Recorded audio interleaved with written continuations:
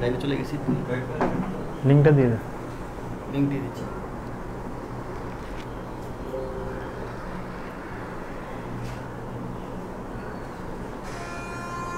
মাহিন ভাই, মাহিন ভাই চলে গেছে।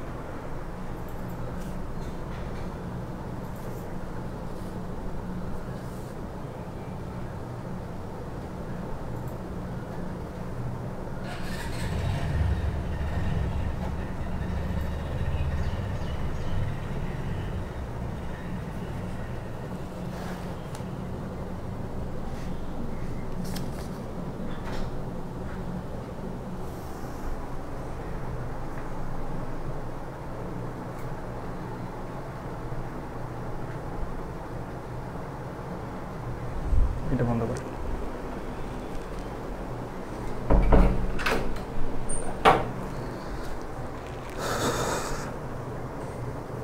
আসসালামু আলাইকুম।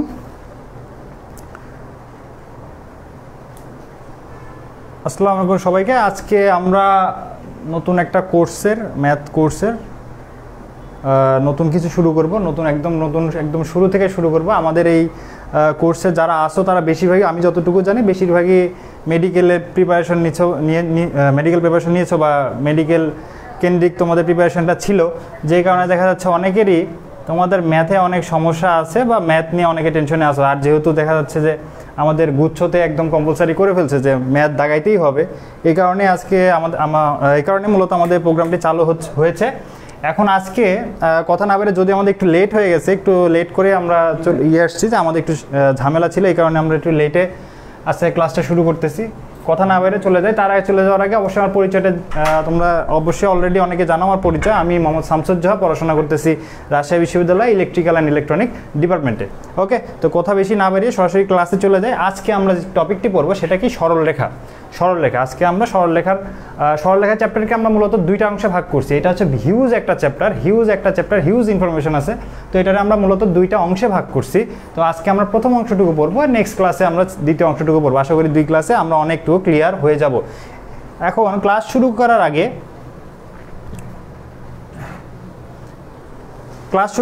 একটু তোমরা কমেন্ট করে আমাকে জানাও যে আমাদের ভিডিও কোয়ালিটি কেমন আছে, বা তোমরা আমাকে ক্লিয়ারলি শুনতে পাচ্ছ কিনা, একটু কমেন্ট করে জানাও। তাহলে আমার সুবিধা হয়, তাহলে আমরা ইজিলি ক্লাসে মুভ করতে পারবো। একটু আমাকে কমেন্ট করে জানাও যে আমাকে ক্লিয়ারলি শুনতে পাচ্ছ কিনা, ঠিক আছে? ওকে, একটু কমেন্ট করে জানাও যে ক্লিয়ারলি শুনতে পাচ্ছ কিনা এবং ভিডিও কোয়ালিটি কেমন।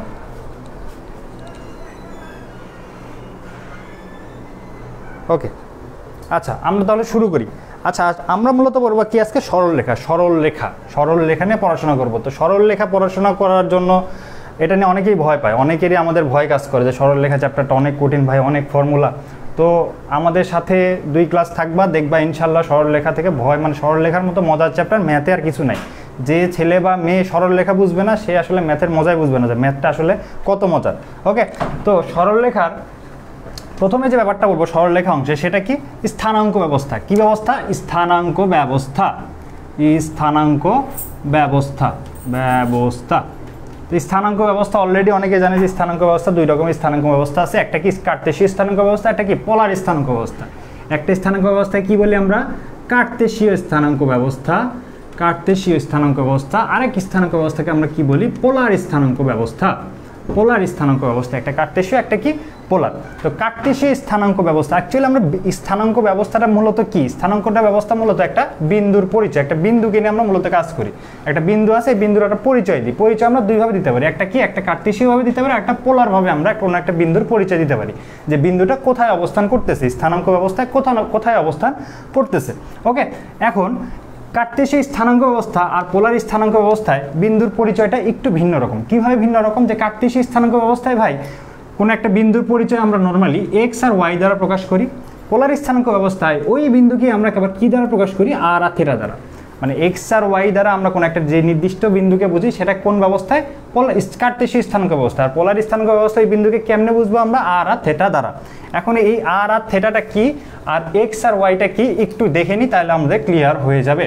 ওকে, এর একটা আমাদের তোমার x x dash y y dash মনে করো একটা বিন্দু আছে, প্রথম চতুর্ভাগে একটা বিন্দু আছে। এই বিন্দুর স্থানাঙ্ক আমরা জানি না, তো আমরা যেহেতু এই বিন্দুর কত স্পেসিফিক স্থানাঙ্ক জানি না, আমরা ধরে নিলাম যে এই বিন্দুর স্থানাঙ্ক কত পি এক্স ওয়াই। এই বিন্দুর স্থানাঙ্ক কত পি এক্স ওয়াই। তার মানে এই এক্স ওয়াই সম্বলিত যদি কিছু থাকে তাহলে তারে আমরা কি বলি, এই স্থানাঙ্ক ব্যবস্থা কি স্থানাঙ্ক ব্যবস্থা হয়ে যাচ্ছে, এটা এখন হয়ে যাচ্ছে কার্টেসীয় স্থানাঙ্ক ব্যবস্থা। ওকে, এখন তার মানে এই বিন্দুকে আমরা কি দ্বারা বোঝাচ্ছি, কার্টেসীয় স্থানাঙ্ক ব্যবস্থার দ্বারা বোঝাচ্ছি। এটা কি ছিল আমার, এটা আমার মূল বিন্দু ছিল 0 0। এখন এই বিন্দুকে আমরা আর কিভাবে প্রকাশ করতে পারি, আর থিটা দ্বারা প্রকাশ করতে পারি। তার মানে একই বিন্দুকে আমরা একসাথে কার্টেসীয়, একবার কার্টেসীয় আর একবার কিভাবে প্রকাশ করতেছি, পোলার দ্বারা প্রকাশ করতেছি, তাই না? এখন এই কার্টেসীয় পোলারের মধ্যে একটা রিলেশন আছে বা সম্পর্ক আছে। এই সম্পর্কটা আমাদের খুবই ইম্পর্টেন্ট, যেটা নিয়ে আমরা মূলত কাজ করবো বা ওটা নিয়ে আমরা কোশ্চেন সলভ করব। ওকে, তো এই রিলেশনটা কি ভাই, এখানে বিন্দুটা কত এক্স ওয়াই। তুমি যদি এই বিন্দুতে যাইতে চাও তাহলে তুমি কি করবা, গ্রাফ পেপারে কি করবা, এটা তোমার মূল বিন্দু 0 0। এই মূল বিন্দু থেকে যাত্রা শুরু করো। মূল বিন্দু থেকে কোন দিকে যাবা, প্রথমে এক্স ঘর যাবা, এক্স ঘর পজিটিভ যাবা। পজিটিভ মানে কি, এক্স অক্ষের পজিটিভ দিকে এক্স ঘর গেলা এই পর্যন্ত। তার মানে এটা কি আমার এক্স, এটা আমার এক্স। এখন ওয়াই ঘর কোথায় যাবো, ওয়াই ঘর যাবো ওয়াই অক্ষের দিকে, তার মানে এটা কত আমার ওয়াই। তারপরে তো এই বিন্দুটা পাবা, তাই না? তার মানে এটা কোন ব্যবস্থায়, আমি এক্স ওয়াই বিন্দুটা পাইতে গেলে এই কার্টেসীয় স্থানাঙ্ক ব্যবস্থা আমাকে এইভাবে যাত্রা করতে হবে আমার এই বিন্দুতে পৌঁছাইতে গেলে। এখন আসি পোলার স্থানাঙ্ক ব্যবস্থাটা কি কেমন হবে। পোলার স্থানাঙ্ক ব্যবস্থা হবে, এই যে মূল বিন্দু আছে, এই মূল বিন্দু থেকে যে পি বিন্দু যে দূরত্বটা আঁকাইলাম বা দূরত্ব আমি দাগাইলাম, এই দূরত্বকে আমরা বলবো কি, এই দূরত্বকে আমরা বলবো পোলার স্থানাঙ্ক ব্যবস্থার আর। এই দূরত্বকে আমরা কি বলবো, আর দ্বারা প্রকাশ করবো। আর থিটাটা কোন থিটা, থিটাটা হচ্ছে এই থিটা, থিটাটা হচ্ছে এই থিটা। এখন আশা করি বুঝতে পারছো ব্যাপারটা, যে স্থানাঙ্ক ব্যবস্থা আর থিটা কেমনে লিখলাম পোলারের জন্য এবং এক্স আর ওয়াই কেমনে হইলো। এখন এই যে আমি চিত্রটা আঁকাইলাম, দেখো তো খেয়াল করো তো, এটা কি একটা সমকোণী ত্রিভুজ লাগতেছে না? হ্যাঁ, অবশ্যই একটা সমকোণী ত্রিভুজ। এখন এই সমকোণী ত্রিভুজ থেকে আমরা একটা রিলেশন বিল্ড আপ করবো এবং রিলেশন থেকে আমরা কিছু ফর্মুলা তৈরি করব। ওকে, আমার ফর্মুলাগুলো এক্সট্রা করে মুখস্থ করার দরকার নেই। আমরা যদি এই চিত্রটা মাথায় থাকে তাহলে ফর্মুলা যদি আমরা ভুলেও যাই তারপরে আমরা কি ফর্মুলা বের করে ফেলতে পারবো। ওকে, এখন খেয়াল করো, আমরা ছোটোকালে অনেক পড়াশোনা করছি, মানে যখন 9 10-এ ছিলাম তখন ট্রিগোনোমিতি নিয়ে অনেক পড়াশোনা করছি। কি পড়াশোনা করছি, যে ট্রিগোনোমিতিক বিভিন্ন অনুপাত, মানে সমকোণী ত্রিভুজের জন্য ট্রিগোনোমিতিক বিভিন্ন অনুপাত অলরেডি আমরা জানি, যে সাইন থিটা সমান লম্ব বাই অতিভুজ, কস থিটা সমান ভূমি বাই অতিভুজ। ওই সব ফর্মুলা থেকে আসলে এখান থেকে আমরা কিছু একটা বানাবো, কি বানাবো জানি না, তবে কিছু একটা বানাবো। তাহলে খেয়াল করো, এখানে আমাদের আছে কি, আমাদের আছে এক্স ওয়াই আর থিটা, অনেক ইনফরমেশন আছে বা অনেক কিছু আমাদের দেওয়া আছে। এখান থেকে আমরা কি করবো, ফর্মুলা তৈরি করবো। তো তুমি যদি এখান থেকে লেখো যে কস থিটা ইকুয়াল টু কিছু একটা লিখবো আমি, তা কি লিখতে পারবা, কস থিটা ইকুয়াল টু তুমি কি লিখতে পারো, কস থিটা ইকুয়াল টু লিখতে পারো না ভূমি বাই অতিভুজ লিখতে পারবো না? অবশ্যই লিখতে পারবা। কস থিটা ইকুয়াল টু কি লিখতে পারবো, ভূমি বাই অতিভুজ। তাহলে এই যে থিটা, ভূমি কোনটা, এটা হলো লম্ব, এটা লম্ব, ভূমি কত এক্স, লম্ব ভূমি কত এক্স, তার মানে ভূমির জায়গায় কত লিখলাম এক্স। অতিভুজটা কত, অতিভুজটা হচ্ছে আর, অতিভুজটা হচ্ছে কত আর। ঠিক আছে, তার মানে এই যে সূত্রটা থেকে এখান থেকে আমি কিছু একটা লিখতে পারি না বা কোনো একটা ইকুয়েশন লিখতে পারি না? হ্যাঁ, ইকুয়েশন অবশ্যই লিখতে পারি। ইকুয়েশনটা কি লিখতে পারি, আমি লিখতে পারি না x equal to r cos theta, লিখতে পারি না? অবশ্যই লিখতে পারি। একইভাবে আমি লিখলাম সাইন থিটা, সাইন থিটার সমান কি ছিল জানো, সাইন থিটার সমান ছিল লম্ব বাই কত, লম্ব বাই অতিভুজ, লম্ব বাই অতিভুজ। লম্ব কত ভাই, এই যে আমার তোমার সমকোণী ত্রিভুজটা আছে, এই সমকোণী ত্রিভুজের লম্ব কত, লম্ব বাই অতিভুজ কত আর, লম্ব বাই অতিভুজ কত আর। তার মানে এখান থেকে আমি লিখতে পারি না ইকুয়াল টু, বা আমি আরও সুন্দর করে লিখতে পারি যে y equal to r sine theta. ঠিক আছে, x equal to r cos theta, y equal to r sine theta. এটার একটু মার্কিং করে রাখো, এটা আলাদা করে মার্কিং করে রাখলাম। এটার আমি ইকুয়েশন দিলাম, 1 নম্বর ইকুয়েশন, এটা হচ্ছে কি 2 নম্বর ইকুয়েশন। ঠিক আছে, এখন আমরা দুইটা ইকুয়েশন পাইছি, একটা x = r cos θ, y = r sin θ, দুইটাই রিলেশন পাইছি। এখন এখান থেকে আমি আরও একটা রিলেশন তৈরি করতে পারি। কি রিলেশন তৈরি করতে পারি? যে ভাই আমি লিখতে পারি tan θ, tan θ সমান কি জানি আমি? লম্ব বাই ভূমি। tan θ সমান কি জানি? লম্ব বাই ভূমি, লম্ব বাই ভূমি। ইকুয়ালটা আমি কি, লম্ব কত? লম্ব হচ্ছে y, ভূমি কত? ভূমি হচ্ছে x। তার মানে tan θ = কত? y by x। বা আরও সুন্দর করে যদি লিখি যে θ = tan ইনভার্স y বাই কত? x, tan inverse y by x। এটাও একটা ফর্মুলা যেটা আমাদের সামনের দিকে লাগবে। খেয়াল করো, প্রত্যেকটাই আমার এক একটা ফর্মুলা। এই ফর্মুলাগুলো কোথায় থেকে আমি নিয়ে আসতেছি মূলত একটা চিত্র থেকে। তাই আমরা যদি কখনো ভুলে যাই, কখনো আমার এক্সাম হলে বা যে কোনো জায়গায় যদি ভুলে যায়, তাহলে এই চিত্রটা মাথায় থাকলে কিন্তু আমি এখান থেকে ফর্মুলাগুলো প্রতিপাদন করতে পারবো বা করে নিতে পারবো। খুব একটা সময় আমাদের লাগবে না।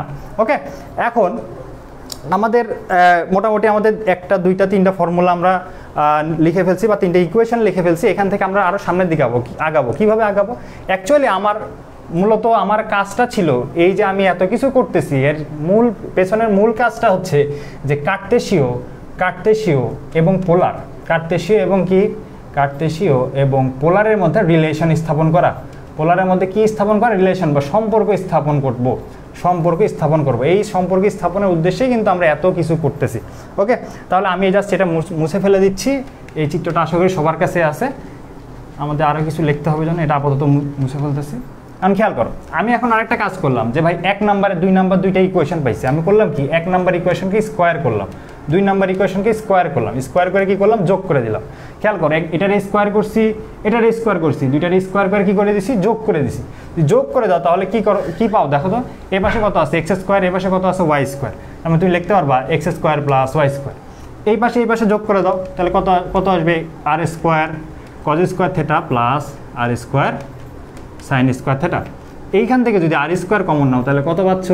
sin square theta plus cos square theta equal to কত? sin square theta plus cos square theta. এটার ভ্যালু কত? এটার ভ্যালু কত? 1। এটার ভ্যালু কত? 1। ত্রিকোণমিতিক সূত্র থেকে আমরা অনেক আগে এগুলো জানি। ইকুয়াল টু কত লেখা যায়? r square. তার মানে লেখা যায় x square plus y square equal to কত? r square. বা এখান থেকে আমি আরও লিখতে পারি যে r equal to √x square plus y square. এটা মূলত এটা আমরা এটাও মনে রাখতে পারবো, কোনো সমস্যা না। আমরা মনে রাখবো কোনটা? এটাই আমাদের মেইন ফর্মুলা, যে r equal to √x square plus y square. ঠিক আছে, তার মানে আমাকে এখন কোনো একটা বিন্দু দেওয়া থাকলে বা কার্টেসীয় স্থানাঙ্ক ব্যবস্থা দেওয়া থাকলে আমি সেখান থেকে r আর থিটাতে কিন্তু কনভার্ট হইতে পারবো। খেয়াল করো কেমনে কনভার্ট করতে পারবো এখান থেকে। মনে করো আমাকে একটা বিন্দু দেওয়া আছে। কত বিন্দু দেওয়া আছে? আমাকে একটা বিন্দু দেওয়া আছে, বলছে 1 1 একটা বিন্দু দেওয়া আছে। আমাকে এক্সামে আসছে যে 1 1 একটা বিন্দু দেওয়া আছে। তো 1 1 বিন্দু দেওয়া আছে, তো তুমি এই বিন্দুটা দেখেই আসলে বুঝতেছো যে বিন্দুটা 1 ও কি x এর ভ্যালু, এই 1 ও কি y এর ভ্যালু, বা এখানে কি x আর y এর ভ্যালুটাই দেওয়া আছে। তার মানে এই ব্যবস্থাকে তুমি কি বলবো? অবশ্যই বলবা কার্টেসীয় স্থানাঙ্ক ব্যবস্থা। তোমাকে বলছে এই কার্টেসীয় স্থানাঙ্ক ব্যবস্থা থেকে কোথায় যাইতে বলছে? পোলার স্থানাঙ্ক ব্যবস্থা যাইতে বলছে। পোলার স্থানাঙ্ক কত সেটা বের করতে বলছে, যে পোলার স্থানাঙ্ক ইকুয়াল টু হোয়াট সেটা তোমাদের বের করতে বলছে। পোলার স্থানাঙ্কটা কত সেটা বের করতে বলছে। তার মানে আমাকে ছিল এক্স ওয়াই, আমার যাইতে হবে কোথায়? আর আর থিটাতে। আমার যাইতে হবে কোথায়? আর আর থিটাতে যাইতে হবে। ঠিক আছে, তো আমি আর আর থিটা যাওয়ার যে ফর্মুলা আমি জানি, আর এ কেমনে যাবো? এক্স ওয়াই থেকে আমি রিলেশন একটা পাইছি যে R equal to √x square plus Y square. দেখো এক্স এর ভ্যালু দেওয়া আছে, ওয়াই এর ভ্যালু দেওয়া আছে, তুমি জাস্ট ভ্যালুগুলো বসাই দিলে কিন্তু আর এর ভ্যালুটা পেয়ে যাচ্ছ। 1 square plus 1 square equal to কত? √2। তার মানে আর এর ভ্যালুটা কত পেয়ে যাচ্ছ? √2 পেয়ে যাচ্ছ। ঠিক আছে, তার মানে পোলার স্থানাঙ্ক ব্যবস্থায় আমার লাগে কি? আর আর থিটা লাগে। আমি আর অলরেডি পেয়ে গেছি, আমার পাইতে হবে কি? আর থিটা পাইতে হবে। তার মানে থিটা ইকুয়াল টু আমি এই যে দেখো আমি একটা ফর্মুলা করছিলাম, ঠিক আমার যে গ্রাফটা পাইছিলাম বা আমার যে সমকোণী ত্রিভুজটা পাইছিলাম, সেই সমকোণী ত্রিভুজ থেকে কিন্তু আমি একটা ফর্মুলা আমি বানায় রাখছি এখানে, যে theta equal to tan inverse y by x। তার মানে থিটা ইকুয়াল টু লিখবো tan ইনভার্স y এর ভ্যালু কত? 1, x এর ভ্যালু কত? 1, y এর ভ্যালু 1, x এর ভ্যালু 1, tan ইনভার্স 1/1 বা tan ইনভার্স 1, এটার ভ্যালু কত? 45 ডিগ্রি। এটার ভ্যালু কত? 45 ডিগ্রি। তার মানে আমাদের আনসার কি হবে? আমাদের আনসার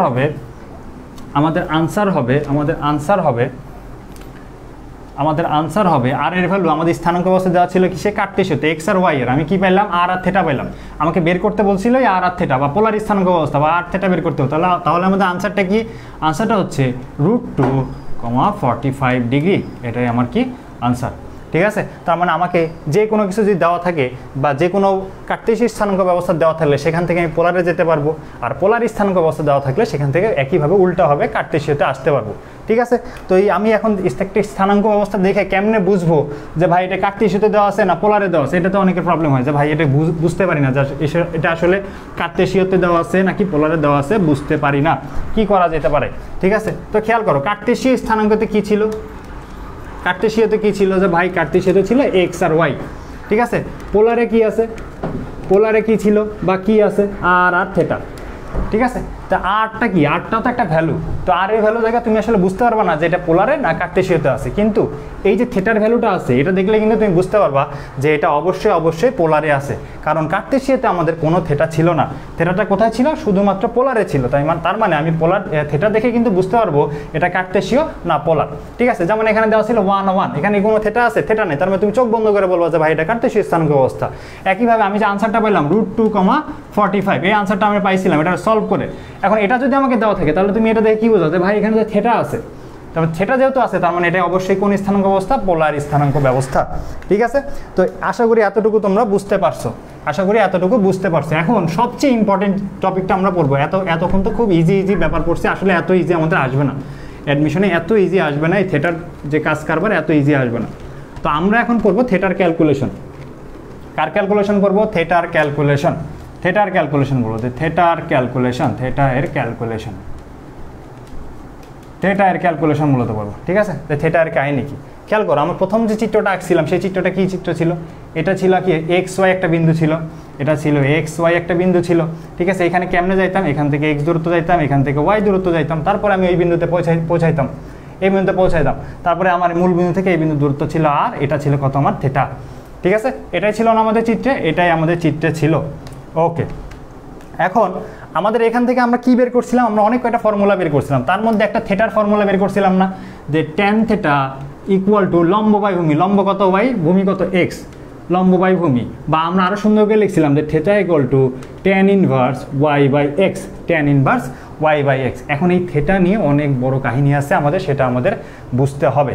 থিটা নিয়ে আমাদের অনেক বড় কাহিনী আছে, সেটা আমাদের বুঝতে হবে। এই থিটা নির্ণয়টা চারটা ওয়েতে আমাদের কাছে আসতে পারে, চারটা ওয়েতে আমাদের কাছে আসতে পারে। কি কি ওয়েতে আমাদের কাছে আসতে পারে একটু দেখে ফেলি, কি কি ওয়েতে আমাদের কাছে আসতে পারে।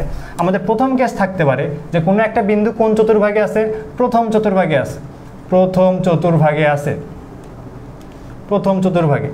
সেকেন্ড কন্ডিশন কি হতে পারে, বিন্দুটা কোথায় থাকতে পারে, দ্বিতীয় চতুর্ভাগে থাকতে পারে। থার্ড কন্ডিশন কি হতে পারে, এটা তৃতীয় চতুর্ভাগে থাকতে পারে। ঠিক আছে, ফোর্থ কন্ডিশন কি হতে পারে, চতুর্থ চতুর্ভাগে থাকতে পারে। এই প্রত্যেকটা কন্ডিশনের জন্য থিটার ভ্যালুটা আমার চেঞ্জ হয়ে যাবে। কিভাবে চেঞ্জ হবে সেটাই আমরা এখন পড়াশোনা করব। ঠিক আছে, তো প্রথম চতুর্ভাগে খেয়াল করো থিটাটা কি ছিল, থিটাটা ছিল আমার আর যে ছিল আর আর এক্স অক্ষের ধনাত্মক দিক। থিটাটা কোথায় ছিল, আর এবং এক্স অক্ষের ধনাত্মক দিকের সাথে, ধনাত্মক দিকের সাথে।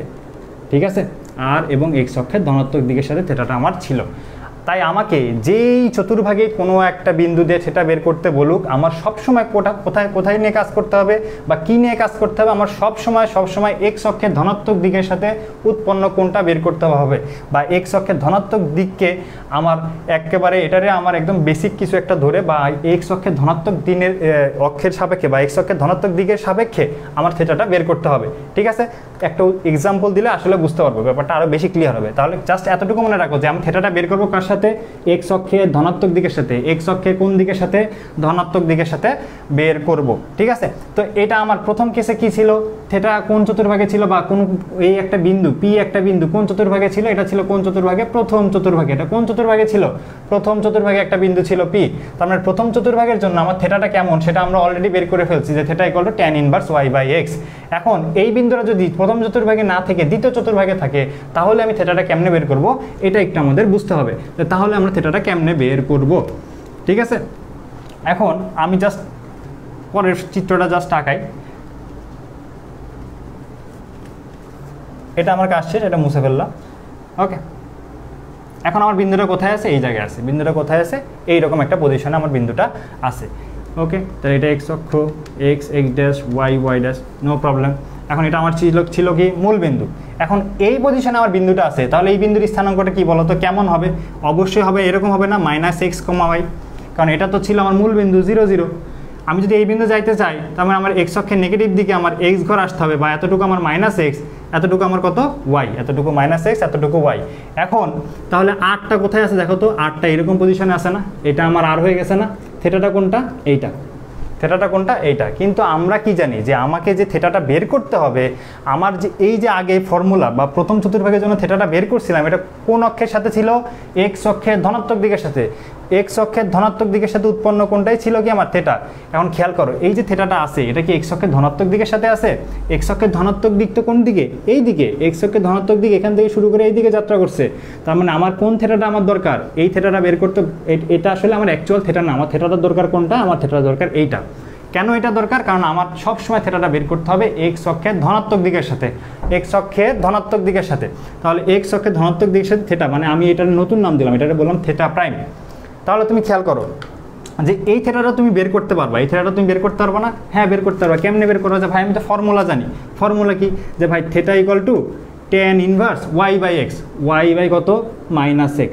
এটা তো আমি জানি, এটা দিয়ে তো আমি থেটা বের করতে পারবো। হ্যাঁ আমি থেটা বের করতে পারবো, কিন্তু আমার যে আনসারটা লাগবে, আমার যে রিকোয়ার্ড আনসারটা লাগবে, সেটা এই থেটাটা হবে না, এই থেটা হবে না। সেটা কোন থেটা হবে? এই যে বড় একটা থেটা আছে, নতুন একটা থেটা আমি লাগাইছি থেটা প্রাইম, এই থেটাটাই হবে আমার কি রিকোয়ার্ড আনসার। তার মানে আমাকে অ্যাকচুয়ালি বের করতে হবে কোন থেটা? এই থেটা প্রাইমটা বের করতে হবে। অ্যাকচুয়ালি আমাকে থেটা প্রাইমটা বের করতে হবে। তাহলে তুমি থেটা প্রাইমটা কীভাবে বের করবা? চিন্তা করো, এটা অনেকেই হয়তো বলে ফেলছে যে ভাই থেটা প্রাইমটা আমরা বের করতে পারবো, কোনো সমস্যা নেই। থেটা প্রাইমটা কেমনে বের করতে পারবো? আমরা খেয়াল করো, এই টোটালটা কত? এই জায়গা থেকে শুরু করে এই টোটালটা কত? টোটালটা 180 ডিগ্রি না? 180 ডিগ্রি বা কত? এটা হচ্ছে পাই, 180 ডিগ্রি বা পাই। তাহলে পাই থেকে যদি আমি আমার আগের থেটাটা বাদ দিই, তাহলে তো আমার যে নতুন যে থেটা লাগবে বা আমার যে আনসারে যে থেটাটা লাগবে সেটা আমি বের করতে পারবো না? অবশ্যই বের করতে পারবো। তার মানে আমার যে থেটা প্রাইমটা আছে সেটা কি হবে? পাই আছে, বা 180 থেকে এই থেটাটুকু বাদ দিলে, মাইনাস থেটা এতটুকু বাদ দিলে আমি কি পাবো? নতুন থেটাটা পেয়ে যাব। তো আমি লিখলাম পাই মাইনাস থেটার জায়গায় আবার কি লিখতে পারি? tan inverse y/x, tan inverse y কত? y/x কত? -x। এই সামনে একটা কি থাকবে? মডুলাস থাকে। মডুলাসটা কি করবে? এই নেগেটিভটা সবসময় কি করে দেবে? পজিটিভ করে দেবে। তার মানে এটা নিয়ে আমাদের আর পেন পাইতে হবে না, জাস্ট কি করো, পাই থেকে আমার tan ইনভার্স y/xটা কি করে দাও? মাইনাস করে দাও। তাহলে আমি দ্বিতীয় চতুর্ভাগে কোনো বিন্দু থাকলে সেই ক্ষেত্রে থেটাটা বের করতে পারবো। আশা করি বুঝতে পারছো। ওকে, এখন চলে যাই তৃতীয় চতুর্ভাগে যদি একটা বিন্দু থাকে তাহলে কি কাহিনী হবে। এই একটা যদি বুঝতে পারো তাহলে পরের দুইটা আমাদের আর বোঝানোর, আমার নিজের বোঝানোর দরকার নেই, তোমরা নিজেরাই বুঝতে পারবা যে একটা বিন্দু কোন চতুর্ভাগে এখন আছে? তৃতীয় চতুর্ভাগে আছে। তৃতীয় চতুর্ভাগে আছে তার মানে কি? এটা মূল বিন্দু ছিল 0 0, মূল বিন্দু ছিল 0 0। এখান থেকে আমি কোন বিন্দু যাচ্ছি? এই তৃতীয় চতুর্ভাগে একটা বিন্দু যাচ্ছি। তাহলে এই বিন্দুর স্থানাঙ্ক কেমন হবে? এটা অবশ্যই হবে -x -y, তাই না? তার মানে এখান থেকে আমার -x এতটুকু আসতে হবে, এতটুকু কত আসতে হবে? -y আসতে হবে। এখন আরটা কোথায়? এটা আর হলে থেটাটা কোনটা? এইটা। এখন তোমরা তো অনেকেই বলতেছে ভাই এটা তো, এই থেটা তো আমার ক্যালকুলেশনে আসবে না। কোন থেটা আসবে? এক্স অক্ষের ধনাত্মক দিকের সাথে যে থেটাটা আছে সেই থেটা আসবে। তার মানে আমার লাগবে কি? এই যে এক্স অক্ষের ধনাত্মক দিক, এখান থেকে শুরু করে এই টোটাল থেটা, এখান থেকে শুরু করে এই টোটাল থেটাটা আমার লাগবে। তো এখান থেকে শুরু করে এতটুকু দূরত্ব কত? পাই, অলরেডি আমরা জানি, বা 180 ডিগ্রি। তো পাইয়ের সাথে যদি আমরা থেটাটা যোগ করে দিই তাহলেই তো আমি নতুন যে থেটাটা দরকার এই থেটা প্রাইমটা পেয়ে যাবো না? এই থেটা প্রাইমটা পেয়ে যাবো। তার মানে তৃতীয় চতুর্ভাগের জন্য থেটাটা বা ক্যালকুলেটেড যে থেটা সেই থেটাটা কি হবে? Theta prime equal to theta plus pi plus, মানে 180-র সাথে কিছু একটা যোগ করে দেবো। কি যোগ করে দেবো? পাইয়ের সাথে থেটা যোগ করে দেবো। আর থেটার ভ্যালু তো আমরা অলরেডি জানি যে পাই প্লাস tan ইনভার্স y/কত? x, y/x, x এর মডুলাস হইলে কিন্তু এই নেগেটিভ আমরা অলরেডি এখানে নেগেটিভ থাকলে সেটা পজিটিভ হবে, পজিটিভ থাকলে তো পজিটিভ হবেই। তো সেটা নিয়ে আমার কোনো ঝামেলা নেই। তো জাস্ট এতটুকু মনে রাখতে হবে যে তৃতীয় চতুর্ভাগে থাকলে আমার কি করতে হবে? পাই দ্বারা যোগ করতে হবে। এবং কেন যোগ করতে হবে এটা কিন্তু অলরেডি আমরা জানি যে আমাকে সবসময় এক্স অক্ষের ধনাত্মক দিকের সাথে উৎপন্ন কোণটা আর এর যে উৎপন্ন কোণ সেটা আমাকে বের করতে হবে। এই কারণে আমার কি করতে হবে? থেটার সাথে বা 180-র সাথে এই থেটাটা কি করতে হবে? যোগ করে দিতে হবে। তাহলে তৃতীয় চতুর্ভাগে যদি এই কাজটা হয়,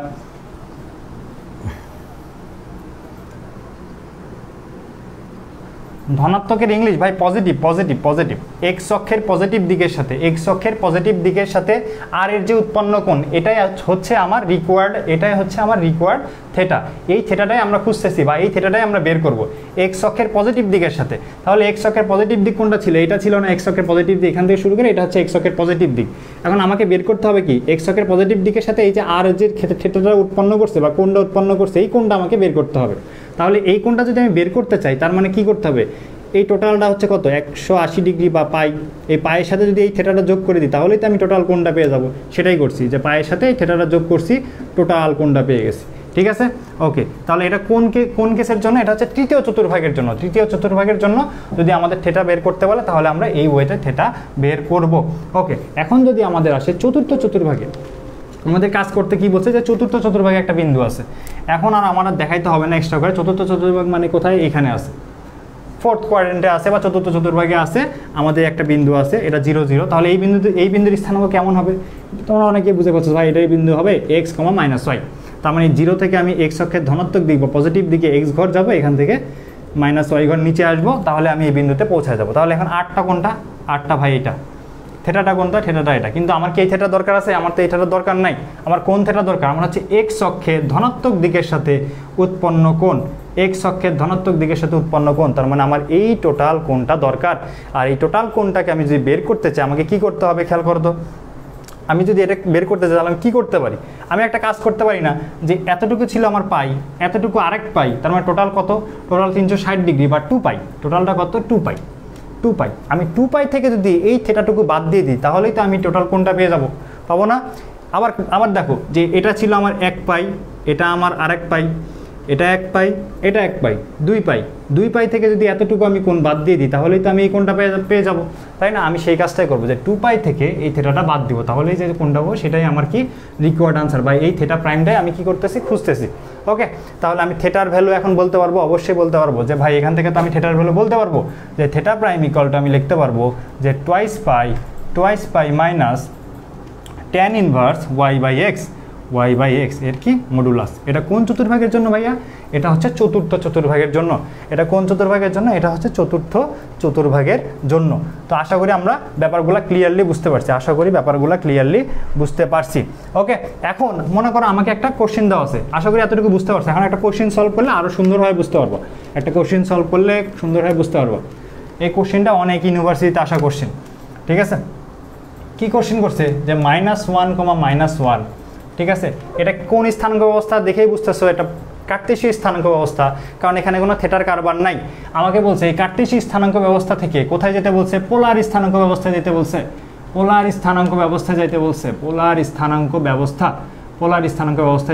তার মানে আমাকে অ্যাকচুয়ালি দেওয়া আছে কি? আমাকে এক্স আর ওয়াইটা আমাকে দেওয়া আছে। আমাকে যে কোথায় যেতে বলছে? আমাকে যেতে বলছে তারা আর থেটাতে যেতে বলছে। আমাকে এক্স ওয়াই দেওয়া আছে, আমাকে কোথায় যেতে বলছে? তারা আর থেটাতে যেতে বলছে। তো এক্স ওয়াই আর থেটার মধ্যে আমরা কয়েকটা রিলেশন জানি না? হ্যাঁ, রিলেশন জানি। কি জানি? যে ভাই একটা ছিল x equal to r cos theta, এটা একটা ছিল। আবার ছিল কি y equal to r sine theta. আরেকটা কি ছিল? X square plus Y square equal to কি আর স্কোয়ার। এটা একটা রিলেশন ছিল। আর একটা থেটা কেমনে বের করতাম জানো? Theta equal to tan inverse y by x. এই কয়েকটা রিলেশন কিন্তু আমরা জানি, এগুলো আমাদের মোটামুটি মনে রাখতে হবে বা মুখস্থ রাখতে হবে, আমাদের মেমোরাইজ করে রাখতে হবে, মানে মনে রাখতে হবে। কেন মনে রাখতে হবে? যেন আমরা এই খুব ইজিলি প্রবলেমগুলো সলভ করতে পারি, এগুলো আমার মনে। তো আমরা এই রিলেশনগুলো অলরেডি আমরা জানি, কোনো সমস্যা নেই। এখন আমাদের বের করবো কি? আমাদের একটা স্থানাঙ্ক ব্যবস্থা দেওয়া আছে, কার্টেসীয় স্থানাঙ্ক ব্যবস্থা, সেটা থেকে আমি কোথায় যাব? পোলার স্থানাঙ্ক ব্যবস্থায় যাব। কোনো সমস্যা নাই, আমরা খুব ইজিলি চলে যেতে পারবো। কেমনে চলে যেতে পারবো খেয়াল করো। এখন আমাকে বের করতে হবে কি? আর। তো আমি একটা রিলেশন জানি যে R square equal to X square plus Y square, বা আর ইকুয়াল টু আমি লিখতে পারি root over X square plus Y square. এক্সের ভ্যালুও জানি, ওয়াইয়ের ভ্যালু জানি, জাস্ট খালি কী করে ভ্যালুগুলো বসায় দিব। তাহলে রুট ওভার কত? -1 whole square plus -1 whole square equal to কত? √2। এই আর বের করা কোনো সমস্যা নেই, আর বের করায় কোনো প্রবলেম থাকে না, কারোই কোনো প্রবলেম হয় না। এবং আরটা দেখবা তোমরা যখন আমাদের তারা এমসিকিউর অপশনগুলোতে এই আর এর ভ্যালুটা মোটামুটি সব জায়গায় কী দিবে? সেম দিয়ে দেবে, মানে √2 দিয়ে দেবে, কারণ এটা সবাই বের করতে পারে। বের করতে আমাদের সমস্যা কোথায় হবে? সমস্যা হবে এই থেটা বের করতে। তাহলে খেয়াল করো এই বিন্দুটা দেখে আমাদের বুঝতে হবে যে বিন্দুটা কোন কোন চতুর্ভাগে আছে বা কোন কোয়াড্রেন্টে আছে, বিন্দুটা দেখে আমাদের বুঝতে হবে। বিন্দুটা কত -1 -1, মানে এক্স এরও নেগেটিভ ওয়াইও নেগেটিভ, তার মানে এটা মূলত এই টাইপের -x -y, আর -x -y মানে কি তৃতীয় চতুর্ভাগে আছে এরকম কোনো একটা পজিশনে, যে এটা হচ্ছে -x, এটা কত -y, বা আমরা যদি ম্যাথ থেকে বলি যে এটা -1, এটা কত, এটা হচ্ছে -1, আরটা কোনটা, আরটা হচ্ছে এটা হচ্ছে আর, এটা হচ্ছে আমার কি থেটা, এটা আর, এটা আমার থেটা। আমার লাগবে কি, আমাকে লাগবে থেটা লাগবে। থেটাটা কোন থেটা লাগবে, থেটা লাগবে এক্স অক্ষের পজিটিভ দিকের সাথে আর এর উৎপন্ন কোণ। এক্স অক্ষের পজিটিভ দিক হচ্ছে এটা হচ্ছে এক্স অক্ষের পজিটিভ দিক, এই এক্স অক্ষের পজিটিভ দিকের সাথে আর এর উৎপন্ন কোণ কোনটা, এই টোটালটা। তাহলে টোটালটা যদি বের করতে চাই আমি কি করব, পায়ের সাথে কি করব, শুধু থেটাটুকু কি করে দেবো, যোগ করে দেবো, পায়ের সাথে থেটাটুকু যোগ করে দেবো। তাহলে আমরা কি করব, আমরা করব কি পায়ের সাথে থেটা যোগ করব, তার মানে পাই প্লাস আমার যে নতুন থেটাটা পাবো বা আমার যে আনসারে যে থেটাটা আছে এটা থেটা প্রাইম দ্বারা প্রকাশ করলাম, থেটা প্রাইম ইকুয়ালটা আমরা লিখতে পারবো পাই plus, theta prime equal to কত, পাই প্লাস কত, পাই প্লাস থেটা, থেটা ইকুয়ালটা আবার তুমি লিখতে পারো tan ইনভার্স y/x, y এর ভ্যালু কত -1, y এর ভ্যালু কত -1, x এর ভ্যালু কত -1, আর সাথে কি ছিল একটা মডুলাস ছিল, সাথে একটা ছিল কি মডুলাস। তো এটা সব ক্যালকুলেশন করলে কত আসে, পাই plus tan inverse 1, tan inverse 1, আর tan ইনভার্সের 1 এর ভ্যালু কত, tan ইনভার্স 1 এর ভ্যালু কত, π/4, পাই প্লাস π/4, তাহলে এটা আনসার কত আসে 5π/4, 5π/4। এটা কিসে দেওয়া আছে আনসারটা, এই আনসারটা আমাকে অবশ্যই দেওয়া আছে কি রেডিয়ানে দেওয়া আছে, এটা কি আছে রেডিয়ানে দেওয়া আছে। এটাতে কিন্তু আমাদের ডিগ্রিতেও দিতে পারে, তো ডিগ্রিতে দিলে আমরা কি করব, পায়ের 180 দ্বারা পায়ের জায়গায় 180 বসাবো, তারপরে জাস্ট নিচে আমাদের কি কাটাকাটি করবো, কাটাকাটি করে যেটা আসবে সেটাই আমার কি ডিগ্রিতে আনসার, ঠিক আছে। তো আর থেটা কিন্তু আমরা অলরেডি পেয়ে গেছি, আর কত √2, আর থেটাটা কত 5π/4, ঠিক আছে। তো ছেলেপেলে ভুল কোথায় করে একটু এটাও দেখাই দিই যে ভুল কোথায় করে, তোমরা ভুল কোথায় করবা। তো এই কোশ্চেনটা দেওয়ার একটা কারণ হচ্ছে ছেলেপেলে ভুল কোথায় করবে। তো আর বের করবে সবাই, √2 বের করবে, এটা নিয়ে কোনো সমস্যা নাই, যে আর √x² + y², এটা সবাই বের করবে। থেটার জায়গায় যায় সবাই লিখবে কি, theta equal to tan inverse y/x, tan inverse কত y/x, ফার্স্ট যে ফর্মুলা শিখছিলাম এই ফর্মুলাটা লিখবে। তো এখান থেকে সবাই লিখবে এইরকম যে tan ইনভার্স y এর ভ্যালু -1, x এর ভ্যালু -1, ভালো কথা, x এর ভ্যালু -1, এখন কি এটা জাস্ট ক্যালকুলেশন করে তাহলে কত আসে, ইকুয়াল টু কত, tan ইনভার্স 1 আসে না, tan ইনভার্স 1 আছে, তো tan ইনভার্স 1 এর ভ্যালু কত 45 ডিগ্রি, তাও কত π/4, 45 ডিগ্রি বা π/4, সবাই অ্যান্সার নেবে কত π/4। আর স্যাররাও কী করবে, খুব সুন্দর করে এ নাম্বারে দিয়ে রাখবে কি π/4, এটা দিয়ে রাখবে, তো এটাই ম্যাক্সিমাম দাগাবে। কিন্তু অ্যাকচুয়ালি এটা কিন্তু আমাদের আনসার হবে না। কেন আনসার হবে না, এটা কিন্তু আমরা অলরেডি জানি যে কেন আমরা π/4কে আনসার হিসাবে নেব না। আমাদের আনসারটা কী হবে, আনসারটা হবে 5π/4, এটা অ্যাকচুয়াল আমাদের আনসার হবে। তাহলে আমাদের এখন যে কোনো বিন্দু দেওয়া থাকলে, যে কোনো বিন্দু, এই 4 চতুর্ভাগের বাইরে তো কোনো বিন্দু দিবে না ভাই, এই 4 যে কোনো বিন্দুর দিকে আমার ফার্স্ট, সেকেন্ড, থার্ড, ফোর্থ এই কোয়াড্রেন্টের মধ্যেই তো আমার বিন্দুটা থাকবে। তার মানে এই বিন্দুগুলো দেওয়া থাকলে খুব ইজিলি আমরা কি করতে পারবো, পোলার স্থানাঙ্ক ব্যবস্থায় শিফট হতে পারবো, বা একটা স্থানাঙ্ক ব্যবস্থা থেকে আরেক স্থানাঙ্ক ব্যবস্থায় শিফট হতে পারবো, যদি আমাদের জাস্ট আগের যে আমাদের বেসিকগুলো শিখলাম এই বেসিকগুলো যদি খুব সুন্দরভাবে আমাদের মনে থাকে, তাহলে আমরা খুব ইজিলি বের করতে পারবো সব। ওকে,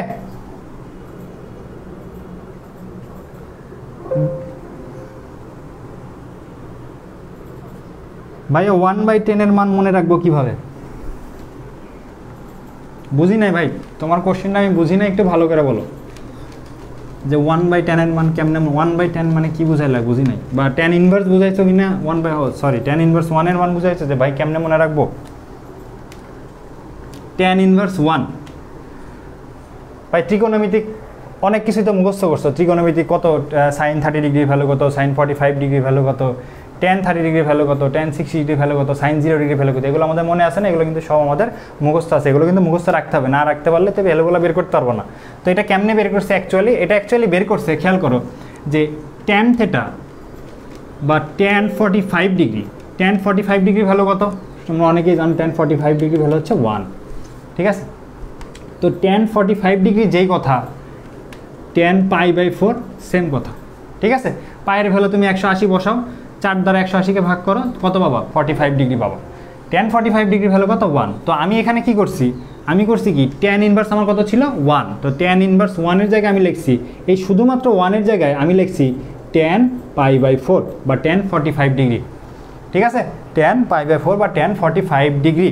তো এখন আমি কি করছি, এখানে কি একটা ইনভার্স ফাংশন আছে না, উপরে কি একটা নেগেটিভ পাওয়ার আছে, এর ট্যানের উপরে কি আছে একটা পজিটিভ 1 পাওয়ার আছে, এই নেগেটিভ পজিটিভটা আমি কি করছি ক্যান্সেল করে দিচ্ছি, ইকুয়ালটা আমি কত লিখছি π/4, ইকুয়ালটা কত লিখছি π/4, ঠিক আছে।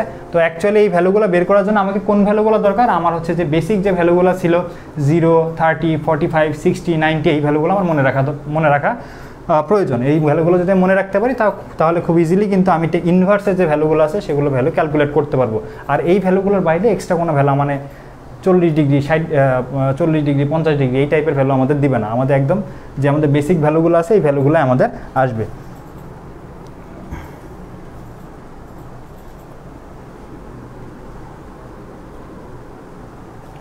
ভাই মুখ্য গৌণ নিয়ে, ভাই মুখ্য গৌণ নিয়ে এই চ্যাপ্টারে আলোচনা না, ওটা অন্য চ্যাপ্টারে আলোচনা করব। মুখ্য গৌণ নিয়ে আমরা বিপরীত ত্রিকোণমিতিক ফাংশন যখন করব তখন আলোচনা করব, ঠিক আছে, এই চ্যাপ্টারে না। সরলরেখা এগুলো আমরা ইনক্লুড করব না, আশা করি ব্যাপারগুলো বুঝতে পারছো। সরলরেখায় আমরা এটা ইনক্লুড করব না আপাতত, আমরা ওইটা অন্য কোথাও যেয়ে শিখব, ওকে।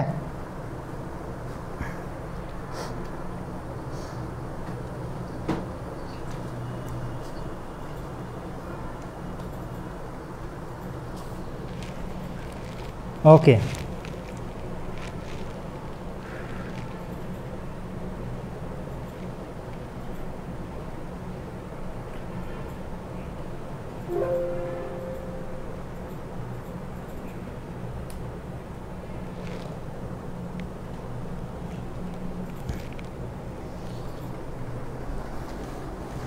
আচ্ছা, স্থানাঙ্ক ব্যবস্থা আমাদের মোটামুটি কমপ্লিট। এরপরে আমরা নতুন একটা কিছু শিখবো, সেটা কি মধ্যবিন্দু নির্ণয়।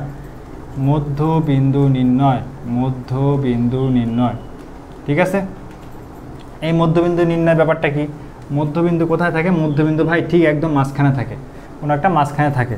এ তো সরলরেখা হইল না, বক্ররেখা হয়ে গেল, সরি। এটা কি একটা সরলরেখা, সরলরেখার প্রান্তবিন্দু কি, এ একটা প্রান্তবিন্দু, বি আর একটা প্রান্তবিন্দু, এই দুইটা প্রান্তবিন্দু। তাহলে এই সরলরেখার দুইটা প্রান্তবিন্দু আমাকে দেওয়া আছে, আমাকে বলছে মধ্যবিন্দুটা, মধ্যবিন্দু কোথায় থাকবে, মধ্যবিন্দু ভাই ঠিক মাঝখানে থাকবে। কোথায় থাকবে, মাঝখানে থাকবে, একদম মাঝখানে থাকবে মধ্যবিন্দু। এই মাঝখানে যে বিন্দুটা আছে একে আমরা কি বলবো, মধ্যবিন্দু বলবো, ওকে। তাহলে খেয়াল করো, এই যে প্রান্তবিন্দু এটা একটা বিন্দু, তার মানে কি এর স্থানাঙ্ক ব্যবস্থা আছে। একইভাবে এই একটা বিন্দু, এটা মানে কি একটা স্থানাঙ্ক ব্যবস্থা আছে। তাহলে আমি এই বিন্দুটার বললাম x1 y1, এই বিন্দুটার পরিচয় দিলাম কি x1 y1। বি বিন্দুটার বললাম x2 y2। আমাকে বের করতে হবে কি মধ্যবিন্দু বের করতে হবে। আমি মধ্যবিন্দু বলতেছি x আর y, এটা আমার কি মধ্যবিন্দু। তো মধ্যবিন্দু বের করার ফর্মুলাটা কি, মধ্যবিন্দু বের করার ফর্মুলা হচ্ছে x1 plus x2 divided by 2। যখন আমি x বের করব তখন এই পাশের x আর ওই পাশের x যোগ করে কি দ্বারা ভাগ করে দেবো, 2 দ্বারা ভাগ করে দেবো। একইভাবে যদি আমরা y বের করব, y যখন বের করব তখন আমরা কি করব, এই পাশের y এবং ওই পাশের y যোগ করব, যোগ করে কি করব, 2 দ্বারা ভাগ করে দেবো। তাহলে কত আসবে, y1 plus y2 divided by 2। এটা কি আমার মধ্যবিন্দু বের করার ফর্মুলা, ঠিক আছে। এটা খুব একটা কঠিন না, একদম ইজি, জাস্ট দেখলে একটু চিন্তা করলেই পাবা যে ভাই এই পাশের x আর ওই পাশের x যোগ করব, যোগ করে 2 দ্বারা ভাগ করে দেবো, তাহলেই তো আমার এভারেজ যে ভ্যালুটা বা মধ্যবিন্দুটা আমি পেয়ে যাবো। আর মধ্যবিন্দুটা তার মানে মধ্যবিন্দুটা x এর জন্য যেই রকম y এর জন্য কি একই সিস্টেম, যে এই পাশের y ওই পাশের y গুণ করব এবং কি করব, 2 দ্বারা ভাগ করে ফেলবো। তো এটা আমাদের সামনের দিকে কাজে লাগবে, এটা অনেকেই জানো, এটা নিয়ে আর বেশি কথা বলবো না। তো মধ্যবিন্দু বের করে গেছে। এখন অনেক কথা হচ্ছে, অনেক বিশ্ববিদ্যালয় যদি তোমাদের ভাগ্য ভালো থাকে এই মধ্যবিন্দু থেকে অনেক সময় কোশ্চেন করে। মধ্যবিন্দু থেকে কীভাবে কোশ্চেন করে, মধ্যবিন্দু কীভাবে কোশ্চেন করে, তারা একদম ডিরেক্টলি আমাকে মধ্যবিন্দু দেয় না, তারা আমাকে ডিরেক্টলি মধ্যবিন্দু বের করতে বলে না। তারা আমাকে বলে, আমাকে এইগুলো কিন্তু একদম কোনোটাই আমাকে চিত্র দিয়ে তারা দিবে না, এগুলো কিন্তু বাংলায় বলে দিবে আমাদের, বা বাংলা ভাষায় বলে দিবে আর কি, স্পষ্টভাবে বাংলা ভাষায় বলে দিবে। তো তোমাদের কাজ হবে, আমি সবাইকেই বলি এক কথা, যে ম্যাথ যখন করতে যাও, বিশেষ করে সরলরেখা, বৃত্ত, কণিক, যদিও তোমাদের বৃত্ত নাই, বৃত্ত, কণিক আরও যেগুলো আছে, এগুলো যখনই তোমাকে বাংলায় বলবে তখনই তোমরা কী করবে, এটার গ্রাফ আঁকায় ফেলবা, নিজের মতো করে গ্রাফ আঁকাবা, যে তুমি যেটা বুঝতেছো সেটাই আঁকাবা। তো এই ব্যাপারগুলো অ্যাকচুয়ালি বাংলায় বলে দিবে, আমি জাস্ট চিত্র দিয়ে দেখাচ্ছি। মনে করো তোমাকে আমার এই বিন্দুটা বলে দিছে 1,2, এই প্রান্তবিন্দু কত 1,2। মধ্যবিন্দু কোথায় থাকে, মধ্যবিন্দু একদম মাঝখানে থাকে না, মধ্যবিন্দু মাঝখানে থাকে। তো তোমাকে যদি এটা দেয় 2,4, তোমাকে যদি মধ্যবিন্দু বের করতে পারলে তাহলে তুমি পারবা না, অবশ্যই পারবা, যে ভাই এই পাশের x এই পাশের যোগ করবো, 2 দ্বারা ভাগ করবো। আবার এই পাশের y এই পাশের y যোগ করবো, যোগ করে কত দ্বারা ভাগ করবো, 2 দ্বারা ভাগ করবো, তাহলে আমি মধ্যবিন্দু পেয়ে যাবো। কিন্তু মজার ব্যাপার হচ্ছে, আমাকে এই বিন্দুটা দিবে না, আমাকে অপর প্রান্তবিন্দু দিবে না, আমাকে কী করবে, তারা মধ্যবিন্দু দিয়ে দেবে। মধ্যবিন্দু কত দিবে, 2,4 মনে করো, আমাকে মধ্যবিন্দুটাই দিয়ে দিল। আমাকে মধ্যবিন্দু দিল কত 2,4 দিয়ে বললো যে অপর প্রান্ত বিন্দু, এইটাকে কি বলতেছি আমরা অপর প্রান্ত বিন্দু, অপর প্রান্ত বিন্দু, এই অপর প্রান্ত বিন্দু আমাকে বের করতে বলবে, অপর প্রান্ত বিন্দু কি করতে বলবে বের করতে বলবে। তো অপর প্রান্ত বিন্দু বের করতে বলবে, তো এই প্রান্ত বিন্দু যখন বের করতে বলবে তখন অনেকেই আমাদের যে ফর্মুলা ছিল সেটা লিখবে যে x = x1 + x2 / 2। যে ভাই x মানে তোমার ছিল মধ্যবিন্দুর x এর স্থানাঙ্ক, সেটা তো কত ছিল আমার 2, সেটা তো আমি জানি। x1 কত ছিল, x1 ছিল যে কোনো এক পাশের আমার স্থানাঙ্ক, এটাও হইতে পারে ওইটাও হইতে পারে, তো আমি এই পাশেই ধরলাম x1, তার মানে x1 এর ভ্যালু কত 1, x2 এর ভ্যালু কত সেটা তো ভাই আমি জানি না, এটাই তো আমাকে বের করতে বলছে। y2 এর ভ্যালু আমি জানি না, এটাই আমাকে বের করতে বলছে। তার মানে x2 এর জায়গায় আমি x2 রাখলাম, নিচে কত রাখলাম 2 রাখলাম, তাই না? তাহলে এখান থেকে ক্যালকুলেশন করবে এখন অনেকে যে 2 × 4, 1 এই পাশে আসতে কত হয় 3, মানে x2 = 3, মানে এই অপর প্রান্ত বিন্দুতে x এর স্থানাঙ্কটা কত হবে 3 হবে। অনেকে একইভাবে y এর ক্যালকুলেশনটাও করবে। তো আমরা যেহেতু অ্যাডমিশন দিব, আমাদের তো ভাই এত সময় নেই, আমরা এটা আরও মজাভাবে শিখবো, একটু সুন্দর ওয়েতে শিখবো। কেমনে শিখবো? শিখবো যে খেয়াল করো, মধ্যবিন্দু কখন হবে? মধ্যবিন্দু তখনই হবে যখন এই প্রান্তবিন্দু, এই যে মধ্যবিন্দু কখন বলতে পারবো, বা মধ্যবিন্দু বলার পরে আমরা কি বলতে পারবো? আমরা বলতে পারবো যে ভাই a থেকে c এর দূরত্ব যতটুকু, c থেকে b এর দূরত্ব ঠিক ততটুকু। এটা আমরা বলতে পারবো না? অবশ্যই বলতে পারবো যে ভাই a থেকে c এর দূরত্ব যতটুকু হবে, c থেকে b এর দূরত্ব ততটুকু হবে। তাহলেই আমরা কেবল c কে কি বলতে পারবো? মধ্যবিন্দু বলতে পারবো। ঠিক আছে? তার মানে AC এর দূরত্ব আর BC এর দূরত্ব কি হইতে হবে? সমান হইতে হবে। কোন শর্তে কখন সমান হইতে হবে? যদি আমার সিটা মধ্যবিন্দু হয় তাহলে সমান হইতে হবে। ঠিক আছে? তাহলে একটা জিনিস খেয়াল করো, আমরা করব কি, এই তিনটা বিন্দুর পরিবর্তন আমরা জাস্ট দেখবো যে কেমনে করে চেঞ্জ হচ্ছে। A থেকে C এর পরিবর্তন যতটুকু, C থেকে B এর পরিবর্তন ঠিক ততটুকুই আমাদের আলটিমেটলি হবে। কেন হবে? কারণ হচ্ছে এই AC আর BC কি পরস্পর সমান। তার মানে একটা বিন্দু A থেকে পরিবর্তিত C তে যেতে যেই দূরত্ব অতিক্রম করবে, C থেকে B তে যেতে সেম দূরত্ব অতিক্রম করবে। ঠিক আছে? ওকে, এখন খেয়াল করো, আমরা কি করব, জাস্ট এটার পরিবর্তনগুলো দেখবো যে কেমনে করে চেঞ্জ হচ্ছে, A থেকে C তে কেমনে যাচ্ছে এবং C থেকে B তে কীভাবে যাবে সেটা আমরা দেখব। খেয়াল করো, একটা স্থানাঙ্ক কত ছিল 1, এটা কার স্থানাঙ্ক ছিল? x এর স্থানাঙ্ক। এই জায়গায় x এর স্থানাঙ্ক কত 2। ঠিক আছে? তাহলে খেয়াল করো, 1 থেকে 2 বাড়ছে না কমছে? বাড়ছে না কমছে? অবশ্যই বাড়ছে না। 1 থেকে 2 বাড়ছে না, x এর জন্য শুধুমাত্র। 1 থেকে 2 বাড়ছে না কমছে? বাড়ছে। ঠিক আছে? তাহলে 2 থেকে 1 বাইরে কত হবে? 2 থেকে 1 বাইরে কত হবে? 3। বুঝো নাই? তার আগে আর একটা জিনিস, ছোট্ট জিনিস লেখাই দিই, তাহলে তোমরা বুঝতে পারবো।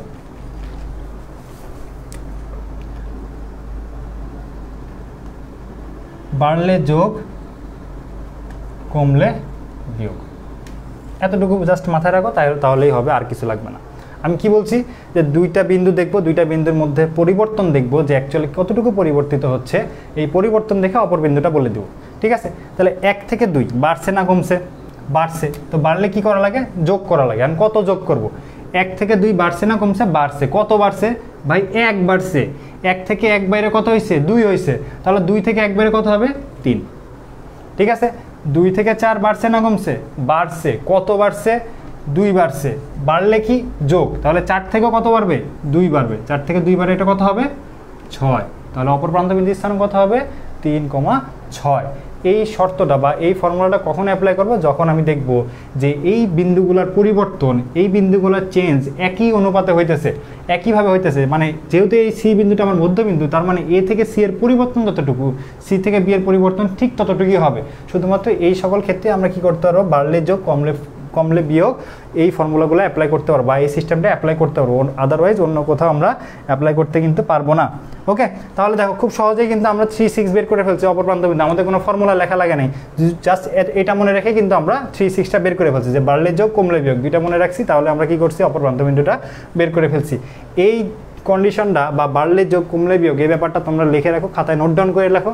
সামনে অনেক কিছুতে এই ব্যাপারটা লাগবে, অনেক কিছু এই ব্যাপারটা লাগবে এবং খুব ইজিলি এই সিস্টেম দ্বারা আমরা অনেক কিছু সলভ করে ফেলবো।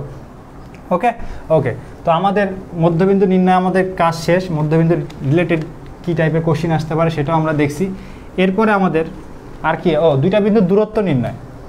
এটা একটা বিন্দু, এটা একটা বিন্দু। এগুলো তো আর দেখানোর সময় খুব কম, অলরেডি জানো। দুইটা বিন্দুর দূরত্ব কি? এ একটা বিন্দু, বি একটা বিন্দু। দূরত্ব হচ্ছে কি এইটা, যে ভাই ডি হচ্ছে দূরত্ব। দূরত্ব জানো কেমনে নির্ণয় করে? দূরত্ব কেমনে? √, x1 minus x2 whole square plus y1 minus y2 whole square. এইভাবে জাস্ট দূরত্বটা নির্ণয় করা, দুইটা বিন্দুর দূরত্ব, দুইটা বিন্দুর স্থানাঙ্ক দেওয়া থাকলে দূরত্ব নির্ণয়ের সূত্রটা কি, √x1 minus x2 whole square plus y1 minus y2 whole square. এই দূরত্ব নির্ণয়ের সূত্র অনেক জায়গায় লাগবে, এটা অনেক আগে থেকে তোমরা জানো, তাই এটা নিয়ে আর বেশি কথা বলবো না, ঠিক আছে? ওকে, এখন মধ্যবিন্দু শেষ, দূরত্ব নির্ণয় শেষ। আমরা এখন পড়ব বিভক্তিকরণ, অন্তবিভক্তিকরণ এবং বহিবিভক্তিকরণ, খুবই ইম্পর্টেন্ট। অন্তবিভক্তিকরণ এবং বহিবিভক্তিকরণ, অন্তবিভক্তি এবং বহিবিভক্তি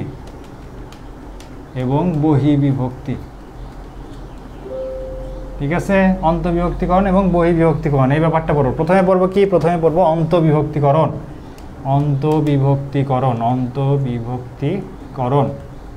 ওকে, একটা সরলরেখা আছে, সরলরেখার দুইটা প্রান্তবিন্দু এ আর বি, এর স্থানাঙ্ক হচ্ছে x1 y1, বি এর স্থানাঙ্ক কত হচ্ছে x2 y2। আরেকটা বিন্দু নিলাম আমি সি, যার স্থানাঙ্ক দিলাম xy। এখন ব্যাপারটা বুঝো, ব্যাপারটা কি বলতেছে এটা একটু বোঝার ট্রাই করো। আমি বলতেছি কি, সি বিন্দুটি এ আর বি বিন্দুকে, কি করছে, অন্তবিভক্তিকরণ করছে। অন্ত মানে কি, অন্ত মানে ভিতর থেকে বা মাঝখান থেকে, এটা না, অন্ত মানে ভেতর থেকে বা মাঝখান থেকে। আমি আবার বলি, সি বিন্দুটি এ বি বিন্দুকে বা এ বি বিন্দুগামী সরলরেখাকে কি করছে, অন্তবিভক্তিকরণ করছে। কি করছে, অন্তবিভক্তিকরণ, মাঝখান থেকে বিভক্তি করছে। কোন বিন্দুটা, সি বিন্দুটি। তার মানে আমি সি বিন্দুকে বলতে পারি অন্তবিভক্তিকারক বিন্দু বা অন্তবিভক্তিকরণ বিন্দু। কোন বিন্দু, সি বিন্দু, কারণ সি বিন্দুটা এ আর বি বিন্দুগামী যে সরলরেখা আছে তারা কি করছে, মাঝখান থেকে অন্তবিভক্তিকরণ করছে, মাঝখান থেকে ভাগ করে ফেলছে। এখন এই যে ভাগ করছে, ভাগ করবে কেমনে, ভাগ করবে একটা নির্দিষ্ট অনুপাতে ভাগ করবে, একটা নির্দিষ্ট অনুপাতে ভাগ করতে পারে। কেমন অনুপাত, মনে করে এতটুকু হচ্ছে m1, এতটুকু কত m2। এই m1 m2 অনুপাতে কি করছে, সি বিন্দুটি এ আর বি বিন্দুগামী সরলরেখা কি করছে, অন্তবিভক্তিকরণ করছে। ঠিক আছে, তাহলে আবার বলি ব্যাপারটা একটু দেখো, যে এ বি বিন্দুগামী সরলরেখাকে সি বিন্দুটি m1:m2 অনুপাতে কি করছে, অন্তবিভক্তিকরণ করছে। যদি এই কাজটা করে থাকে, এই কন্ডিশনটা করে থাকে, তাহলে আমাকে বের করতে বলবে কি, এই যে আমার মধ্যবিন্দু ছিল, এই যে আমার অন্তবিভক্তিকরণ বিন্দু ছিল সি বিন্দু, এই সি বিন্দুর স্থানাঙ্ক তারা বের করতে বলবে। তারা আমাকে কি বলবে, এই সি বিন্দুর স্থানাঙ্কটা কত সেটা আমাকে বের করতে বলবে। ঠিক আছে, তো এটার জন্য কি করে, তোমরা অনেকেই কি করো, ফর্মুলাটা মুখস্থ রাখো। তো আমরা ফর্মুলা মুখস্থ রাখবো না, আমরা খুব ইজিলি এটা, হ্যাঁ, ইন্টারনাল ডিভিশন এটা আমরা কি করব, খুব ইজিলি ফর্মুলা না মনে রেখেই অন্তবিভক্তিকরণের ফর্মুলাটা আমরা দেখে করব। আমরা একদম মনে রাখবো না, মনে রাখতে গেলেই কিন্তু ধরা খাবো।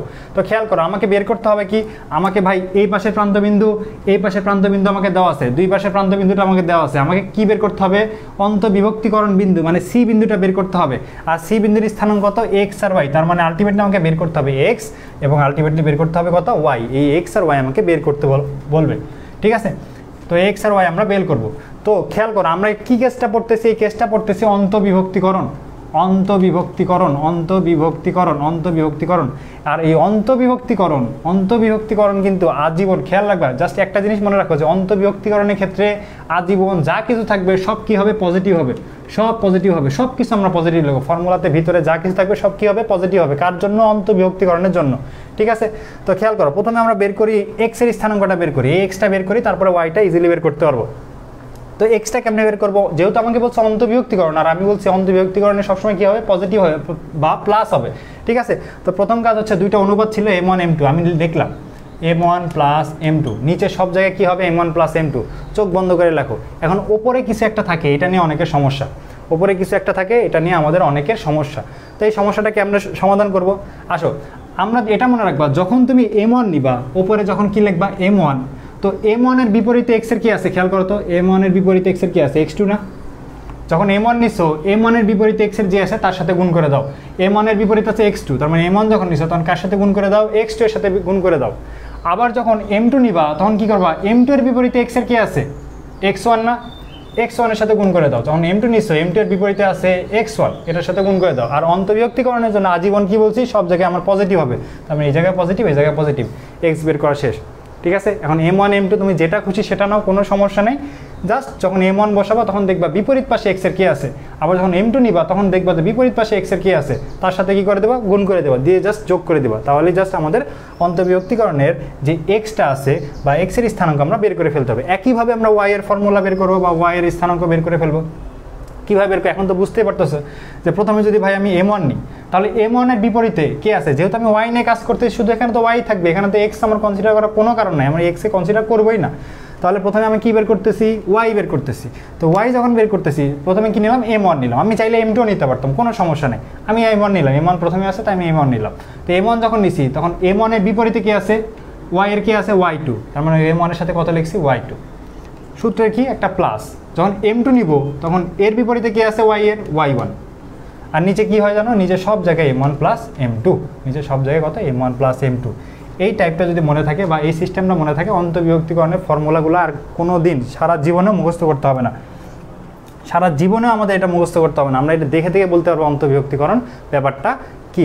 আর যদি বহিঃবিভক্তিকরণ থাকে, খেয়াল করে এখান থেকেই ব্যাপারটা বোঝাই দিই। বহিঃবিভক্তিকরণ যদি লেখা থাকে, বহিঃবিভক্তিকরণ আমার অন্তর্বিভক্তিকরণে কি হবে, অন্তর্বিভক্তিকরণ পজিটিভ হবে। আমাকে যদি বহিঃবিভক্তিকরণ লেখা থাকে, বহিঃবিভক্তিকরণ, বহিঃবিভক্তিকরণ এটা যদি আমাকে কোথাও লেখা থাকে, তাহলে আমি কি করব, অন্তর্বিভক্তিকরণের প্লাস, বহিঃবিভক্তিকরণে মাইনাস। বহিঃবিভক্তিকরণে কি থাকবে, নেগেটিভ চিহ্ন থাকবে বা মাইনাস চিহ্ন থাকবে। তার মানে যেই যেই জায়গায় অন্তর্বিভক্তিকরণের প্লাস ছিল, ওই প্রত্যেক জায়গায় এখন কি হয়ে যাবে, একটা নেগেটিভ চিহ্ন বা মাইনাস হয়ে যাবে।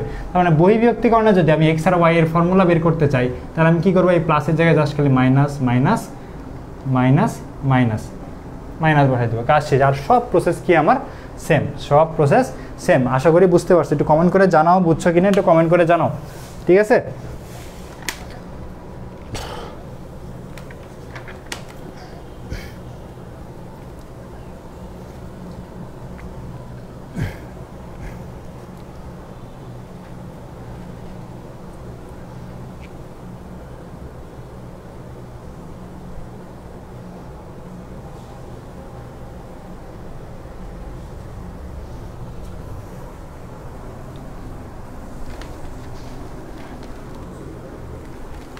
ওকে, তাহলে এখান থেকে যদি কোশ্চিন আসে আশা করি আমরা সলভ করতে পারবো, আশা করি খুব ইজিলি সলভ করতে পারবো যে কোনো কোশ্চিন আসলো, ঠিক আছে।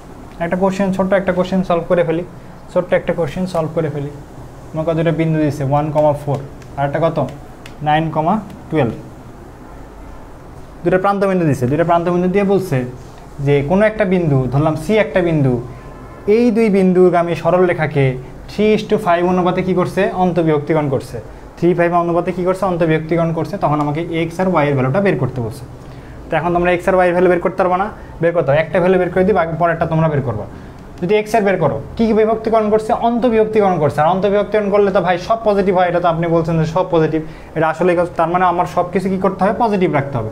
তো ভালো কথা। প্রথম কাজ কি, নিচে কী ছিল, m1 প্লাস m2 লিখে ফেলাম। 3 + 5 কত, 8। 3 + 5, আচ্ছা ভাঙিয়ে লিখি, অনেকে যদি না বুঝে। 3 + 5 m1 প্লাস m2। এরপরে কাজ কি ভাই, যখন আমি m1 নিব আমি কী বের করতেছি, এক্স। তার মানে এখন কি কনসিডার করবো, শুধুমাত্র এক্সের যে স্থানাঙ্কগুলো আছে সেগুলো কনসিডার করবো। তো প্রথমে কে ছিল 3, এক্সের স্থানাঙ্ক প্রথমে ছিল 3। যখন এক্সের এই পাশে স্থানাঙ্ক নিছি, গুণ করবো কার সাথে, সরি আমি যখন এক্সের m1 যখন নিছি বা একটা অনুপাত নিছি, 3 একটা অনুপাত নিছি, আমি কার সাথে গুণ করবো, এক্সের অপর পাশে এক্সের যে স্থানাঙ্ক আছে তার সাথে। অপর পাশে এক্সের কি আছে, 9, মাঝখানে সূত্রের প্লাস। আমরা যখন 5 নিব কার সাথে গুণ করবো, 1। তার আনসার কথা, এটা ক্যালকুলেশন করে যেটা আসবে সেটাই আনসার। একইভাবে ওয়াই যখন নিব, যখন 3 নিব, 3-এর বিপরীত পাশে ওয়াই এর কি আছে তার সাথে গুণ করবো। যখন 5 নিব, 5-এর বিপরীত পাশে ওয়াই এর কি আছে তার সাথে গুণ করবো। আর নিচে কত, 3 + 5। এটা ক্যালকুলেশন করে যেটা আসবে সেটা আনসার। এটা কয়েকটা ইউনিভার্সিটিতে আসা ম্যাথ।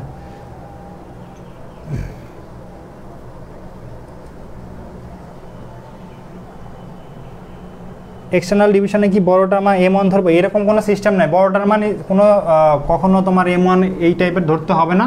তুমি কি করবা, তোমাকে ম্যাথ যেমনি বলে দেওয়া থাকবে তুমি অমনিই সাজাবা, ঠিক আছে। ছোট বড় কোনো ফ্যাক্ট না, তোমাকে যেইভাবে কোশ্চিনে বলে দেওয়া থাকবে, তোমাকে যে প্রথমে যদি 3 দেওয়া থাকে, মনে করো তোমাকে প্রথমে দেওয়া আছে 3:5 এই টাইপের, তো তুমি এটারে M1 ধরবা, এটারে M2 ধরবা, তাহলে দেখবে ইজিলি ম্যাথটা, বিশেষ করে বহি বিভক্তিকরণের জন্য অনেকে ঝামেলায় পড়ে। তো যদি এরকম দেওয়া থাকে যে অনেকে ভাবে যে ভাই বড়টা মনে হয় 5, তার মানে বড়টা হচ্ছে যে আমি M1 ধরি, না এরকম দরকার নেই। যদি তোমাকে 3:5 তারা বলে দেয়, তাহলে তুমি প্রথমটারে M1 ধরো, পরেরটারে M2 ধরবা, তাহলে দেখবে ম্যাথগুলো সলভ হয়ে যাবে। ঠিক আছে, ওকে। এখন এই জায়গা থেকে আরেকটা ব্যাপার আছে, খুবই ইম্পর্টেন্ট, এটা আমাদের শিখতে হবে। অক্ষদ্বয়কে কি অনুপাতে বিভক্ত করবে? অক্ষদ্বয়কে কি অনুপাতে বিভক্ত করে? কে বিভক্ত করে? একটা সরল রেখা অক্ষদ্বয়কে কি অনুপাতে বিভক্ত করে সেটা আমরা পড়াশোনা করব। ঠিক আছে, তো এটা আমার ছিল এক্স অক্ষ, এটা কত কি ছিল ওয়াই অক্ষ, তার মানে একটা সরল রেখা টানলাম এটা। এখন এই সরল রেখাটা খেয়াল করো, এই সরল রেখাটা এক্স অক্ষকে ছেদ করছে, এই সরল রেখাটা ওয়াই অক্ষকে ছেদ করছে, এক্স আর ওয়াই দুই অক্ষকে ছেদ করছে। তো আমাকে কোশ্চেন করবে যে এই সরল রেখাটা এক্স অক্ষকে কি অনুপাতে বিভক্ত করলো, বা আমাকে বলবে এই সরল রেখাটা ওয়াই অক্ষকে কি অনুপাতে বিভক্ত করলো। ঠিক আছে, কি অনুপাতে বিভক্ত করলো সেটা আমাকে তারা বের করতে বলবে। তো সেটা যদি আমাদের বের করতে বলে তাহলে আমরা কেমনে বের করব সেটা আসলে দেখি। তো প্রথমে আমাদের কি কেস, প্রথমে আমাকে যদি আমি দেখি এক্স অক্ষকে একটা সরলরেখা কি অনুপাতে বিভক্ত করবে। ঠিক আছে, এক্স অক্ষের জন্য প্রথম কেসটা আমরা কোন অক্ষের জন্য? এক্স অক্ষ, এক্স অক্ষের জন্য। ঠিক আছে, তো এক্স অক্ষের জন্য তার মানে চিত্রটা কেমন হবে? চিত্রটা তুমি এখন বলে ফেলতে পারবো যে ভাই যেহেতু একটা সরলরেখা কোন অক্ষকে ছেদ করছে? এক্স অক্ষকে ছেদ করছে, ওয়াই অক্ষ কনসিডার করবো না, শুধু এক্স অক্ষ করবো। তা মনে করলাম এটা একটা বিন্দু, এটা একটা বিন্দু। ঠিক আছে, কোন অক্ষকে ছেদ করছে? এক্স অক্ষকে ছেদ করছে, এক্স অক্ষকে ছেদ করে। এখন আমাকে বের করতে বলছি কি অনুপাত। অনুপাত বলতে এতটুকু আর এতটুকু, এই M1 আর M2 ছিল, এই M1 M2 আমাকে কি করতে বলছে? বের করতে বলছে। তার মানে এটা M1, এটা আমি M2 ধরে নিলাম। তার মানে M1 M2 কত, বা M1:M2 কত সেটা আমাকে বের করতে বলছে। ঠিক আছে, তো এই টাইপের ম্যাথের জন্য অনেকে অনেক রকমের অনুসিদ্ধান্ত হ্যান ত্যান অনেক কিছু মনে রাখে। তো আমরা এত কিছু মনে রাখবো না, আমরা কি মনে রাখবো যে ভাই এই যে বিন্দুটা এক্স অক্ষকে ছেদ করছে, এক্স অক্ষের ওপরে এই বিন্দুর স্থানাঙ্ক কত বলতে পারবা কেউ? এক্স অক্ষের উপরে কোনো একটা বিন্দুর স্থানাঙ্ক কত? কোনো একটা বিন্দুর, খেয়াল করো এই বিন্দুর এক্সের কোনো একটা মান আছে, এক্সের কিছু না কিছু মান আছে, কারণ তুমি এটা কী ছিল 0 0, এখান থেকে যদি তুমি এই বিন্দু যাও তাহলে কত 1 2 3 4, 4 ঘর গেলে মনে করো তুমি এই বিন্দুতে পৌঁছাইলা। ঠিক আছে, তার মানে এটা কি 4টা কার ভ্যালু ছিল? 4টা হচ্ছে এক্সের ভ্যালু ছিল, তার মানে এক্সের কোনো না কোনো ভ্যালু আছে। কিন্তু এই বিন্দুতে ওয়াই এর ভ্যালুটা কত? খেয়াল করো তো, ওয়াই এর ভ্যালুটা কিন্তু 0, 0টা ওয়াই ভ্যালুটা, ওয়াই এর ভ্যালুটা কি 0, কারণ ওয়াই এর এখানে কোনো ভ্যালু নাই। ঠিক আছে, তার মানে আমি এটা বলতে পারি যে এক্স অক্ষের ওপরে যখন কোনো বিন্দু আমাকে বলবে যে এক্স অক্ষের ওপরে কোনো বিন্দু আছে, তার মানে সেই বিন্দুর আমি এক্সের স্থানাঙ্ক যে কোনো কিছু হইতে পারে, যে কোনো কিছু হইতে পারে, পজিটিভ নেগেটিভ যে কোনো কিছু হইতে পারে, সেটা আমরা বলতে পারবো না। কিন্তু আমি একটা জিনিস বলতে পারবো যে এই এক্স অক্ষের উপরে ওয়াই এর স্থানাঙ্ক 100% কত হবে? 0 হবে। এক্স অক্ষের উপরে ওয়াই এর স্থানাঙ্ক কত হবে? 100% 0 হবে।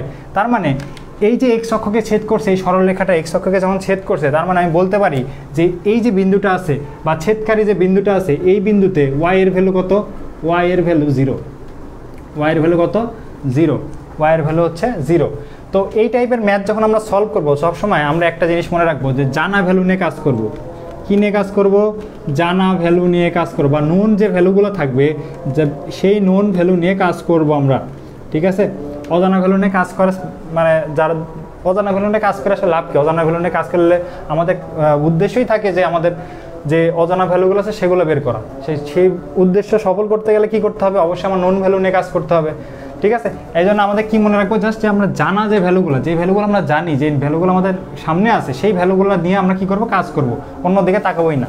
ঠিক আছে, তো এটা হচ্ছে যে এই এক্স অক্ষকে যখন একটা সরলরেখা ছেদ করবে, এই ছেদ বিন্দুতে ওয়াই এর ভ্যালু কত? 0, ওয়াই এর ভ্যালু কত হবে? 100% 0 হবে। এটা আমরা অলরেডি বুঝে ফেলছি যে ওয়াই এর ভ্যালুটা 0 হবে। আর যেহেতু ওয়াই এর ভ্যালুটা জানি, তার মানে আমি কি নিয়ে কাজ করব? অবশ্যই ওয়াই এর ভ্যালু নিয়ে কাজ করব। ঠিক আছে, একটা এক্সাম্পল নিই, একটা এক্সাম্পল নিলে এটা খুব ইজিলি, খুবই সহজভাবে বুঝতে পারবো। একটা এক্সাম্পল নিই, কেমন এক্সাম্পল? আমাদের এইরকম ম্যাথই আসবে, জাস্ট আমাদের তারা এত সুন্দর চিত্র দিয়ে বলে দিবে না, তারা আমাকে কি করবে? তারা আমাকে কি করবে? তারা আমাকে বাংলায় বলে দেবে, আমাদের চিত্র আগাইতে হবে। ঠিক আছে, তো মনে করো এই বিন্দুর স্থানাঙ্ক তারা বলছে 2,1, কত? 2,1। ওকে, ভালো কথা। আমার এই বিন্দুর স্থানাঙ্ক বলছে 3,-2, 3,-2। ঠিক আছে, আমাকে বলছে যে এটা বললাম মনে করো এই বিন্দু, এটা হচ্ছে বি বিন্দু। আমাকে বলছে এই বি বিন্দুগামী সরল রেখাটি এটা কোন অক্ষ? এক্স অক্ষকে কি অনুপাতে অন্তবিভক্ত বা কি অনুপাতে বিভক্ত করে, কি অনুপাতে বিভক্ত করে অ্যাকচুয়ালি সেটা আমাকে বলবে।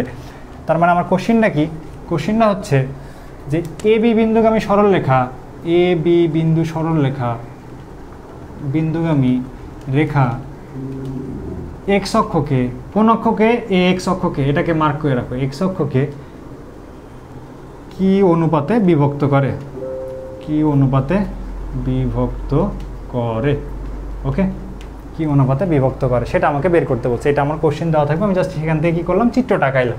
ওকে, এখন আমি এই চিত্রটা আঁকায় ফেলছি। এখন একটা ইনফরমেশন আমি জানি, আমি বলতে পারবো যে ভাই এই যে এক্স অক্ষকে যে বিন্দু সেট করছে, এই বিন্দুতে এক্সের একটা ভ্যালু আছে, আমি জানি এক্সের একটা ভ্যালু অবশ্যই থাকবে, কিছু না কিছু থাকবে, কিন্তু আমি স্পেসিফিক ভ্যালুটা জানি না। কিন্তু ওয়াইয়ের ভ্যালু যে স্পেসিফিকলি 0 এটা আমি জানি, বলতে পারবো যে ওয়াইয়ের ভ্যালুটা 0। অ্যাকচুয়ালি আমাকে বের করতে বলছে কি, আমাকে বের করতে বলছে এই M1, আমাকে বের করতে বলছে এই M2, এই M1 আর M2 অনুপাতটা আমাকে বের করতে হবে, এটা আমাকে বের করতে বলছে। তো আমি কি বলছি যে সবসময় আমরা কি করব, জানা ভ্যালু নিয়ে কাজ করব। আমরা কি করব, জানা ভ্যালু নিয়ে কাজ করব। তো আমি এই বিন্দুতে কোথায়, এক্স অক্ষের উপরে এই বিন্দুর স্থানাঙ্কতে আমি ওয়াইয়ের ভ্যালুটা কিন্তু জানি, ওয়াইয়ের ভ্যালুটা কত, 0। তার মানে আমি অবশ্যই ওয়াইয়ের ভ্যালু নিয়ে কাজ করব। আমরা কি করব, ওয়াইয়ের ভ্যালু নিয়ে কাজ করব। এখন খেয়াল করো, এই যে ফরম্যাটটা আমি এখানে উল্টো করে আঁকাইছি, এটারে মনে করো আমি এখান থেকে বের করে নিয়ে আসলাম, এটারে বের করে নিয়ে আসলে এটা সোজা করব। তাহলে সোজা যদি করি তাহলে মনে করি এটা হচ্ছে এ বিন্দু, এটা কত, বি বিন্দু। তাহলে এ বিন্দুটা কত, এ বিন্দু হচ্ছে 2,1, যেটা ছিল এ বিন্দু। এটা জাস্ট এই রেখাটারে জাস্ট আমার একটু কোনাকুনি ছিল, এটা আমি কী করতেছি, সোজা করতেছি। তো এটা ছিল আমার এ, এটা ছিল বি, তাহলে এটা ছিল আমার কি, বি। এই বি বিন্দুর স্থান কত ছিল, 3,-2, ঠিক আছে। আমার আরেকটা বিন্দু ছিল এক্স অক্ষের উপরে, তো এক্স অক্ষের উপরে বিন্দুটা ধরলাম এইরকম পজিশনে, এক্স অক্ষের উপরে এরকম পজিশনে একটা বিন্দু ছিল। তো এটা কত ছিল আমার, এটা ছিল আমার M1, এটা কত ছিল M1, এটা কত ছিল, এটা ছিল হচ্ছে M2, এটা M1, এটা M2, আর এই বিন্দুটা কত ছিল, x,0, ঠিক আছে। এখন দেখো এই যে ফরম্যাটটা আমি জাস্ট ড্র করলাম বা এই ফরম্যাটটা যে আঁকাইলাম, এটা দেখা তো তোমার একটু আগে যেটা আমরা শিখলাম অন্তবিভক্তিকরণ, একদম সেম লাগতেছে না, একেবারে অন্তবিভক্তিকরণের মতো লাগতেছে না যে ভাই এটাই তো অন্তবিভক্তিকরণ। হ্যাঁ, এটা কিন্তু অন্তবিভক্তিকরণ, এবং অন্তবিভক্তিকরণের ফর্মুলা দিয়ে আমি এটা সলভ করে ফেলবো। কীভাবে আমরা সলভ করব, যে ভাই এখানে এক্সের ভ্যালু আমি জানি না, এক্সের স্পেসিফিক ভ্যালু জানি না, এক্সের ভ্যালু যে কোনো কিছু হইতে পারে, কিন্তু আমি শিওর, আমি 100% শিওর যে ওয়াইয়ের ভ্যালুটা 0। আর আমি বলছি এই টাইপের ম্যাথ যখন সলভ করবো তখন আমরা কি করব, অবশ্যই জানা ভ্যালু নিয়ে কাজ করব। তাহলে জানা ভ্যালুটা কি, জানা ভ্যালু হচ্ছে ওয়াইয়ের ভ্যালু। তার মানে আমি চোখ বন্ধ করে আর এক্সের ভ্যালুর দিকে যাবই না, আমি লিখবো ওয়াই ইকুয়াল টু কিছু একটা লিখবো, ওয়াইয়ের ভ্যালু। তার মানে অন্তবিভক্তিকরণের সূত্র থেকে আমি কিন্তু এক্স আর ওয়াই দুইটার ভ্যালু বের করা জানি। তার মানে এখান থেকে আমি এক্সের ভ্যালু বের করতে পারি, ওয়াইয়ের ভ্যালু বের করতে পারি, কিন্তু এক্সেরটা কেন বের করতেছি না, কারণ আমি এক্সের ভ্যালুটা জানি না, এক্সের স্পেসিফিক ভ্যালু জানি না, ঠিক আছে। এই কারণে আমি ওয়াইয়ের যেহেতু ভ্যালু জানি তাই ওয়াইটা নিয়ে কাজ করতেছি। তাহলে তুমি ওয়াই ইকুয়াল টু কী লিখবা, যখন M1 নিবা, M1 এর বিপরীত পাশে ওয়াইয়ের কি আছে, -2 দ্বারা M1 রে গুণ করো। অন্তবিভক্তিকরণে কী ছিল, মাঝখানে প্লাস। যখন আমি M2 নিব তখন M2 এর বিপরীত পাশে ওয়াইয়ের কত আছে, 1 দ্বারা গুণ করো। আর নিচে কি ছিল, M1 + M2 লিখে দাও, M1 + M2। এটাই তো ছিল আমার অন্তবিভক্তিকরণের ফর্মুলা। ওকে, এখন জাস্ট ক্যালকুলেশন করো, ওয়াইয়ের ভ্যালুটা কত, ওয়াইয়ের ভ্যালুটা 0 ইকুয়াল টু, এটা জাস্ট করলাম -2M1 + M2 ডিভাইডেড বাই কত, M1 + M2, তাই না, M1 + M2। তাহলে এটা ইকুয়ালটা তুমি কি লিখতে পারবা, খেয়াল করো, M1 M2 × 0। আমরা তুমি লিখতে পারো -2M1 + M2 = 0, এটা লিখতে পারো না, এটা কিন্তু লিখতে পারো। এখন এখান থেকে কি তুমি আনসারটা বের করতে পারবো না, আশা করি খুব ইজিলি আনসারটা বের করতে পারবা। এখান থেকে তুমি কি করবা, যে 2M1 = কত, M2, বা তুমি লিখবা M1 / M2 = 1/2, কত, 1/2। M1 / M2 = কত, 1/2। তার মানে M1 এর ভ্যালুটা কত, M1 হচ্ছে 1, M2টা কত, 2, এটা হচ্ছে 1, এটা কত, 2। তার মানে আমার কি অনুপাতে বিভক্ত করছে, 1:2 অনুপাতে বিভক্ত করছে, 1:2 অনুপাতে বিভক্ত করছে। তারপরে কোন অনুপাতটা কত, 1:2। ওকে, তার মানে আমার সবসময় উদ্দেশ্য থাকবে একটাই, যে সবসময় জানা ভ্যালু নিয়ে কাজ করব, অজানা ভ্যালু নিয়ে কাজ করব না, অজানা ভ্যালুর ধারে কাছে যাব না, ঠিক আছে। ওকে, আশা করি ব্যাপারটা বুঝতে পারছো। এটা কোন অক্ষের জন্য ছিল, এটা যদি আমাকে বলে এক্স অক্ষ। এখন এই সেম ম্যাথটাই যদি আমাকে বলতো ওয়াই অক্ষের জন্য, এই সেম জিনিসই যদি আমাকে বলতো ওয়াই অক্ষের জন্য, তখন আমি কি করতাম, এটা যদি বুঝে থাকো তাহলে ওয়াই অক্ষটা কোনো ব্যাপার না, এটা বুঝতে পারলে ওয়াই অক্ষ খুব ইজিলি বুঝতে পারবা, খুবই ইজিলি বুঝতে পারবো ওয়াই অক্ষটা। ওয়াই অক্ষটা কী ছিল, ওয়াই অক্ষ ওয়াই অক্ষের জন্য কাহিনীটা কী হবে, একটা সরলরেখা কোন অক্ষকে ছেদ করছে, ওয়াই অক্ষকে ছেদ করছে, তার মানে এই টাইপের ওয়াই অক্ষকে ছেদ করছে। এখন দেখো তো ওয়াই অক্ষের ছেদ বিন্দু কোনটা, এইটা। এখন এই বিন্দুতে তুমি কার ভ্যালু জানো, তুমি বলবো যে ভাই এই বিন্দুতে আমি ওয়াই এর যে কোনো ভ্যালু হইতে পারে, কিন্তু এক্স এর ভ্যালু 0 এটা আমি জানি, এক্স এর ভ্যালু কি 0 জানি। তার মানে আমি বলছি এই টাইপের ম্যাথের জন্য আমরা সবসময় কী করবো, জানা ভ্যালু নিয়ে কাজ করব। তার মানে আমি এই টাইপের যদি ওয়াই অক্ষ বলে তাহলে আমি কি করব, এখানে যেমনি ওয়াই এর ভ্যালু জানতাম, এই কারণে ওয়াই বের করছি, এখানে কার ভ্যালু জানি, এক্স এর ভ্যালু জানি, এই কারণে আমরা কী করবো, বের করবো এক্স বের করবো, এক্সটা বের করবো। ঠিক আছে, যদি এক্স বের করি তাহলে আমরা ইজিলি এটা কী করতে পারবো, সলভ করতে পারবো। ওকে, এখন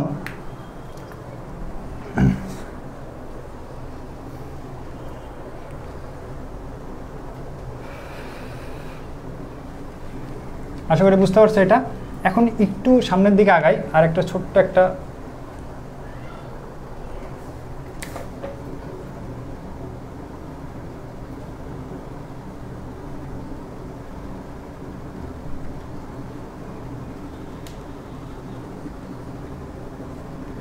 দুইটা অক্ষকে বিভক্ত করতে সরল, একটা এক্স অক্ষকে আর একটা কোন অক্ষকে, ওয়াই অক্ষকে। তখন আমাদের কি কি কন্ডিশন আমরা দেখলাম, এই দুইটা টাইপের জন্য দেখলাম। তবে এটার জন্য আমাদের আরেকটা কাজ করব, ছোট্ট একটা কাজ করব। ঠিক আছে, সেই কাজটা কি, সেই কাজটা হচ্ছে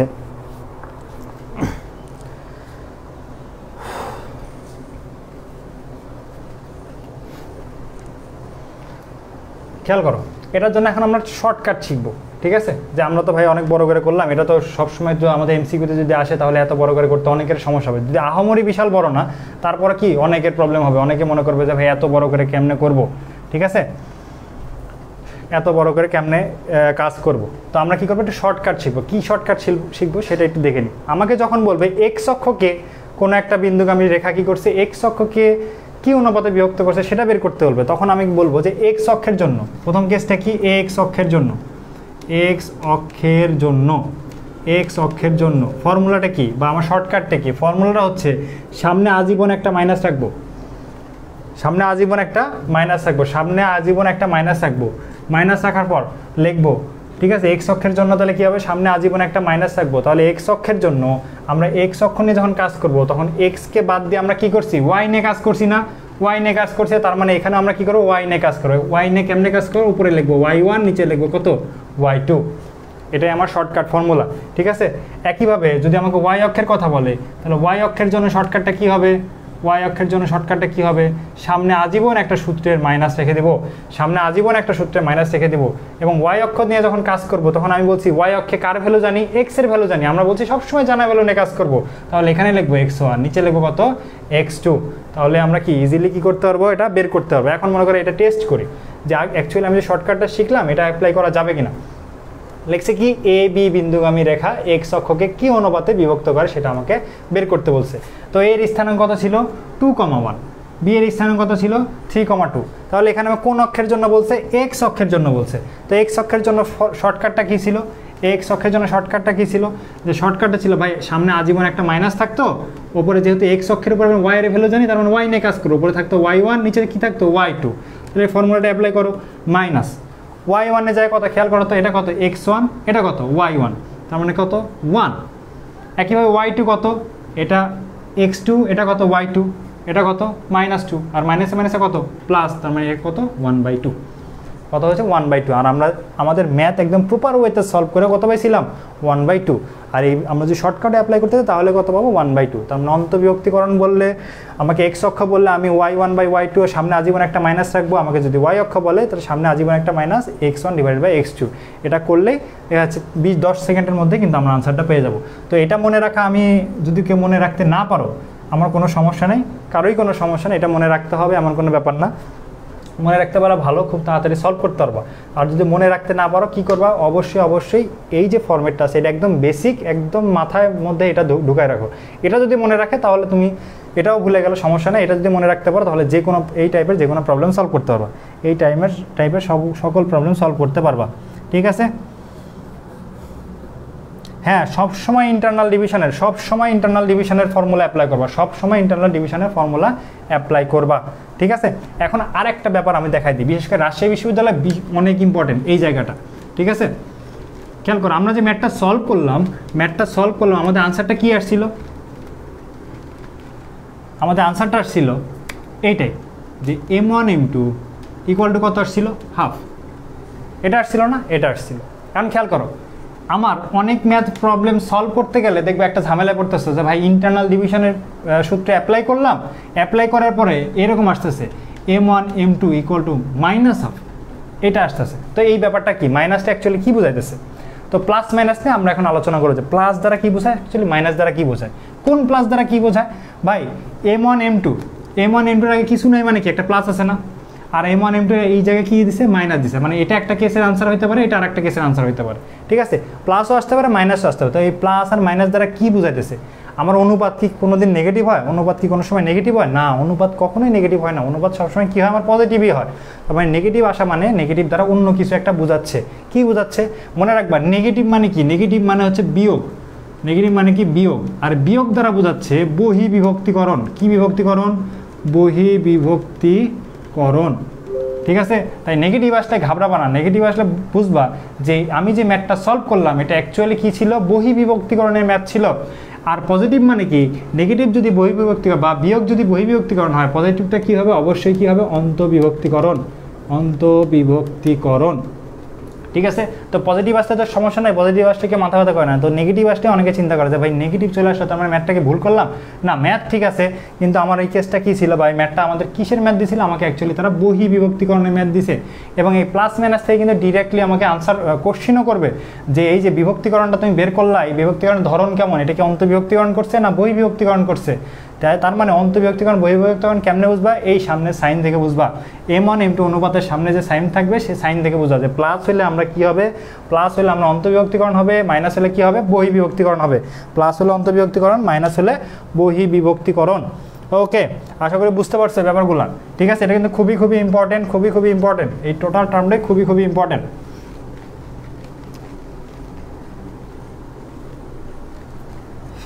ওকে,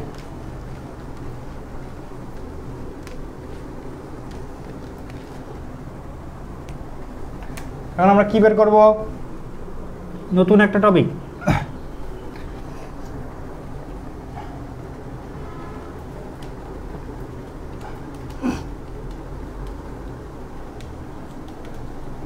চতুর্থ শীর্ষবিন্দু নির্ণয়। ঠিক আছে, চতুর্থ শীর্ষবিন্দু নির্ণয়। চতুর্থ শীর্ষ কাদের চতুর্থ শীর্ষবিন্দু নির্ণয়, কোনো একটা চতুর্ভুজে। চতুর্ভুজ বলতে কোন টাইপের চতুর্ভুজ? চতুর্ভুজগুলো হচ্ছে রম্বস, সামান্তরিক, সামান্তরিক, আয়ত, বর্গ। ঠিক আছে, এই টাইপের চতুর্ভুজের জন্য কি করব, চতুর্থ শীর্ষবিন্দু নির্ণয় করব। তার মানে আমাকে ম্যাথ প্রবলেমটা কেমন দেওয়া থাকবে দেখে নিয়ে একটা এক্সাম্পল নিলেই আমরা সব ক্লিয়ার হয়ে যাবে। ঠিক আছে, ওকে। তো মনে করো একটা সামান্তরিক আমাকে দিয়ে রাখছে, তো সামান্তরিকের কি, সামান্তরিকের বিপরীত বাহুগুলো পরস্পর কি হয়, সমান এবং সমান্তরাল হয়। বিপরীত বাহুগুলো পরস্পর সমান এবং সমান্তরাল হয়। ঠিক আছে, তাহলে তো তারা আমরা কি বলি, কিন্তু কোনো কোণই 90 ডিগ্রি না, তারা আমরা কি বলি, সামান্তরিক বলি। তার মানে 90 ডিগ্রি কোণের কথা বাদ দিই, জাস্ট বিপরীত বাহুগুলো কি হয়, পরস্পর সমান এবং সমান্তরাল হয়। আমরা মনে করলাম এবিসিডি একটা কি সামান্তরিক, আমরা ড্র করছি একটা কি সামান্তরিক ড্র করছি। তার মানে আমি এখান থেকে বলতে পারি যে এবি আর ডিসি কি পরস্পর সমান না, এই এবি আর ডিসি পরস্পর কি ইকুয়াল। আবার আমরা বলতে পারি যে ভাই এডি আর বিসি পরস্পর সমান। ঠিক আছে, এতটুকু তো আমরা সংজ্ঞা থেকেই জানি যে বিপরীত বাহুগুলো পরস্পর সমান এবং সমান্তরাল। ওকে, এখন খেয়াল করো আমরা এটা কীভাবে বের করবো। আমাদের কোশ্চিনটা দিবে, আমাদের যে কোনো 3টা বিন্দু দিয়ে দিবে, দিয়ে অপর বিন্দুটা বের করতে বলবে, যে কোনো 3টা বিন্দু দিয়ে অপর বিন্দুটা বের করতে বলবে। তো আমরা এটা কীভাবে বের করব, আমাকে মনে করো এই বিন্দুটা দিছে 1,2 এই বিন্দুটির স্থানাঙ্ক 1,2, এটা মনে করো 3,4, ডি বিন্দুর স্থানাঙ্ক মনে করো 2,3, 2,1, আর সি বিন্দু আমাকে বের করতে বলছে, সি বিন্দুটা কত বের করো। ঠিক আছে, আমার 3টা বিন্দু আমাকে দিয়ে দিছে, 3টা কৌণিক বিন্দু আমাকে দিয়ে দিছে, আমাকে সি বিন্দুটা বের করতে বলছে। তো অনেকে আবার কি করে, অনেক পণ্ডিত থাকবে তারা আবার কি করবে যে ভাই সামান্তরিক আগাইলাম, আমাকে এ বি সি বা 3টা বিন্দু কি দিছে, এ বি আর ডি 3টা বিন্দু আমাকে দিয়ে দিছে, আমাকে সি বিন্দু বের করতে বলছে। তো অনেক পণ্ডিত কী করবে, এখান থেকে একটা কর্ণ দাগাবে, এখান থেকে একটা কর্ণ দাগাবে, তারপর বলবে যে কর্ণগুলা কি করে, একই বিন্দুতে ছেদ করে বা মধ্যবিন্দুতে কি করে ছেদ করে, তখন সেখান থেকে কি করবে, যেহেতু দুইটা বিন্দু জানো মধ্যবিন্দু বের করবা, মধ্যবিন্দু বের করবো, তা মধ্যবিন্দু বের করে আবার কি করবা, অপর প্রান্ত বিন্দু বের করবে। ঠিক আছে, তো আমাদের তো এত সময় নাই ভাই, তোমার এত মধ্যবিন্দু বের করে আবার অপর প্রান্ত বিন্দু বের করে এত কিছু সময় আমাদের দিবে না। ঠিক আছে, তো আমরা এটা অন্যভাবে সলভ করবো। কীভাবে সলভ করবো, অনেকক্ষণ আগে আমাদের একটা নতুন একটা কিছু শিখাইছিলাম, সেটা কি বাড়লে যোগ কমলে বিয়োগ, বাড়লে যোগ কমলে বিয়োগ, কমলে বিয়োগ, এই ফর্মুলা অ্যাপ্লাই করে কি করব আমরা, এই প্রবলেমগুলো যত প্রবলেম আছে সব সলভ করে ফেললো, যে বাড়লে যোগ কমলে বিয়োগ, বাড়লে যোগ কমলে বিয়োগ। এখন খেয়াল করো, বিপরীত বাহুগুলো যেহেতু সমান, তার মানে এ থেকে বি এর দূরত্ব যতটুকু, ডি থেকে সি এর দূরত্ব ঠিক ততটুকু না, হ্যাঁ ঠিক ততটুকু। একইভাবে এ থেকে ডি এর দূরত্ব যতটুকু, বি থেকে সি এর দূরত্ব ঠিক ততটুকু। এটা আরও স্মার্টলি আমরা যদি বলি, আমরা আরও স্মার্টলি যদি বলি, তাহলে কেমনে বলবো, যে ভাই এ থেকে বি এর পরিবর্তন যতটুকু হয়েছে, ডি থেকে সি এর পরিবর্তন ঠিক ততটুকু হয়েছে, অথবা এ থেকে ডি এর পরিবর্তন যতটুকু হয়েছে, বি থেকে সি এর পরিবর্তন ঠিক ততটুকু হয়েছে। ঠিক আছে, তার মানে পরিবর্তনটা কি হচ্ছে, দেখো পরিবর্তনটা একদম সেম হচ্ছে। তার মানে এই পরিবর্তন থেকে আমরা একটা নতুন কিছু বের করব, বের করে তারপরে আমরা সি বিন্দুটা সোজাসুজি বলে মানে একদম ডিরেক্টলি বলে ফেলবো যে সি বিন্দুটা অ্যাকচুয়ালি কত হবে। ঠিক আছে, তো খেয়াল করো কম্পেয়ার কিভাবে করব, যে আমাকে তো বের করতে হবে সি বিন্দু। ঠিক আছে, তো অনেকে মনে করবে যে আগে এটার যদি কম্পেয়ার করো, তাহলে এটার সাথে এই কম্পেয়ার কখন করতে পারবো, যখন এই দুইটার মধ্যে রিলেশন মানে একটা কিছু পাবা, রিলেশন করে কোনো একটা ফলাফল পাবা, তাহলে তারপরে না তুমি এটার সাথে এটা রিলেশন করতে পারবো। ঠিক আছে, তার মানে আমাকে প্রথমে যে দুইটা ভ্যালু জানা আছে সেই দুইটা ভ্যালু নিয়ে কাজ করতে হবে। আমি এ এর স্থানাঙ্ক জানি, বি এর স্থানাঙ্ক জানি। আমি যদি অনেকে যদি উল্টা করতে চাই, ভাই আমি তো ডি এর স্থানাঙ্ক, ডি আর সি নিয়ে কাজ করলে কি হতো, খেয়াল করো তুমি ডি নিতেছো, কিন্তু তুমি কি সি এর স্থানাঙ্ক জানো, সি এর স্থানাঙ্ক জানো না। যেহেতু জানো না, তার মানে ওটা নিয়ে কাজ করে কিন্তু বোকামি, ওটা নিয়ে কাজ করা যাবে না, কাজ করলে এটাতে আমি আনসার করতে পারবো না। তো আমি কি করবো, এ আর বি এর মধ্যে রিলেশনটা দেখবো। খেয়াল করো কেমন রিলেশন দেখবো, 1 থেকে 3 বাড়ছে না কমছে, বাড়ছে, তা বাড়লে কি হয়, যোগ হয়, এতটুকু তো জানি। ওকে, তো 1 থেকে 3 বাড়ছে না কমছে, বাড়ছে, কত বাড়ছে, 2 বাড়ছে। ঠিক আছে, তাহলে এ থেকে বি এর পরিবর্তন যতটুকু ছিল, ডি থেকে সি এর পরিবর্তন কি ঠিক ততটুকু ছিল না, ততটুকু ছিল। তাহলে আবার একটু পড়াশোনা করি, যে 1 থেকে 3 বাড়ছে না কমছে, কত বাড়ছে, 2 বাড়ছে। তাহলে 2 থেকে 2 বেড়ে কত হবে, 2 থেকে 2 বেড়ে কত হবে, 2 থেকে 2 বেড়ে কত হবে, বাড়লে কি হয়, যোগ হয়। তার মানে 2 + 2 কত হচ্ছে 4, তার মানে সি এক্স এর স্থানাঙ্ক কত 4। তারপরে 2 থেকে 4 বাড়ছে না কমছে, বাড়ছে, কত বাড়ছে ভাই, এটাও 2 বাড়ছে। তাহলে 1 থেকে 2 বেড়ে কত হবে, 1 এর সাথে 2 কি হয়ে যাবে, তখন 1 + 2, এটা কত হবে 3। তাহলে সি বিন্দুর স্থানাঙ্ক কত, 4,3, 4,3, 4,3। এখন কথা হচ্ছে, অনেকে বলে যে ভাই সবসময় কি আমি এইভাবে রিলেশনটা দেখবো, আমি তো উল্টা, আমি তো এই দুইটার থেকে রিলেশন দেখেও তো আমি এটা রিলেশনটা বের করতে পারতাম। তোমার যেটা ইচ্ছে তুমি সেটা নিয়ে কাজ করতে পারো, কোনো সমস্যা নাই, কোনো সমস্যা নেই, যেটা ইচ্ছে সেটা নিয়ে কাজ করতে পারো। ওকে, তাই এখন উল্টা করে যদি চিন্তা করো, উল্টা করে কেমনে চিন্তা করবো, যে ভাই আমি এটা থেকে এ আর ডি আর বি আর সি এর রিলেশন দেখবো, দেখবো যে এটা আসলে 4-3 হয় কিনা। আসলে হলো এমনিই দেখি। প্রথম কেস, 1 থেকে 2 বাড়ছে না কমছে, 1 থেকে 2 বাড়ছে না কমছে, বাড়ছে, কত বাড়ছে, 1 বাড়ছে। 1 থেকে 2 বাড়ছে না কমছে, বাড়ছে, কত বাড়ছে, 1 বাড়ছে। তাহলে 3 থেকে 1 বেড়ে কত হবে, 3 থেকে 1 বেড়ে কত হবে, 3 + 1 কত, 4। এই যে 4 আছে, 4 পাইছি। একইভাবে 2 থেকে 1 বাড়ছে না কমছে, কমছে, কত কমছে, 1 কমছে, 1 কমছে। তাহলে 4 থেকে 1 কমে কত হবে, 4 - 1 কত হবে, 3। 3 কি আছে, আছে, তার মানে চতুর্থ বিন্দু স্থানাঙ্ক কত, 4,3। চতুর্থ বিন্দু স্থানাঙ্ক কত, 4,3। চতুর্থ বিন্দু স্থানাঙ্ক হবে 4,3। তাহলে এখন অনেকে বলবে যে ভাই এই টাইপের বা এইভাবে, এই যে বাড়লে যোগ কমলে বিয়োগ, এই ফর্মুলা দিয়ে বা এই সিস্টেম দিয়ে কোনগুলো সলভ করতে পারবো, এই সলভ করে লিখে ফেলছি। খেয়াল করো, রম্বস, সামান্তরিক, আয়ত, বর্গ, এই 4 টাইপের চতুর্ভুজ আমাদের দেওয়া থাকবে। আমাদের অ্যাডমিশনে যদি চতুর্ভুজে চতুর্থ শীর্ষবিন্দু নির্ণয় করতে বলে, তাহলে 100% শিওর থাকো, যে 100% শিওর থাকো যে এই 4টা কিছুই আমাকে বলবে, 4টা চতুর্ভুজই বলবে, রম্বস, সামান্তরিক, আয়ত, বর্গ, এই 4টাই বলবে। আর 4টার জন্য প্রত্যেকটার জন্যই আমি এই সিস্টেমটা অ্যাপ্লাই করতে পারবো, প্রত্যেকটার জন্যই আমি সিস্টেমটা অ্যাপ্লাই করতে পারবো। আমাকে 3টা শীর্ষবিন্দু দেওয়া থাকলে আমি চতুর্থটা ইজিলি বের করতে পারবো। ওকে, আশা করি বুঝতে পারছো, আশা করি ব্যাপারটা বুঝতে পারছো, যে চতুর্থ শীর্ষবিন্দু নির্ণয়ের ব্যাপারটা বুঝতে পারছো। ওকে, তো এটা আমরা শিখে ফেললাম। তো একটু সামনের দিকে আগে, এখন আমরা শিখবো ক্ষেত্রফল নির্ণয়। কি নির্ণয়, ক্ষেত্রফল নির্ণয়। ত্রিভুজের ক্ষেত্রফল, চতুর্ভুজের ক্ষেত্রফল, ক্ষেত্রফল নির্ণয় শিখব।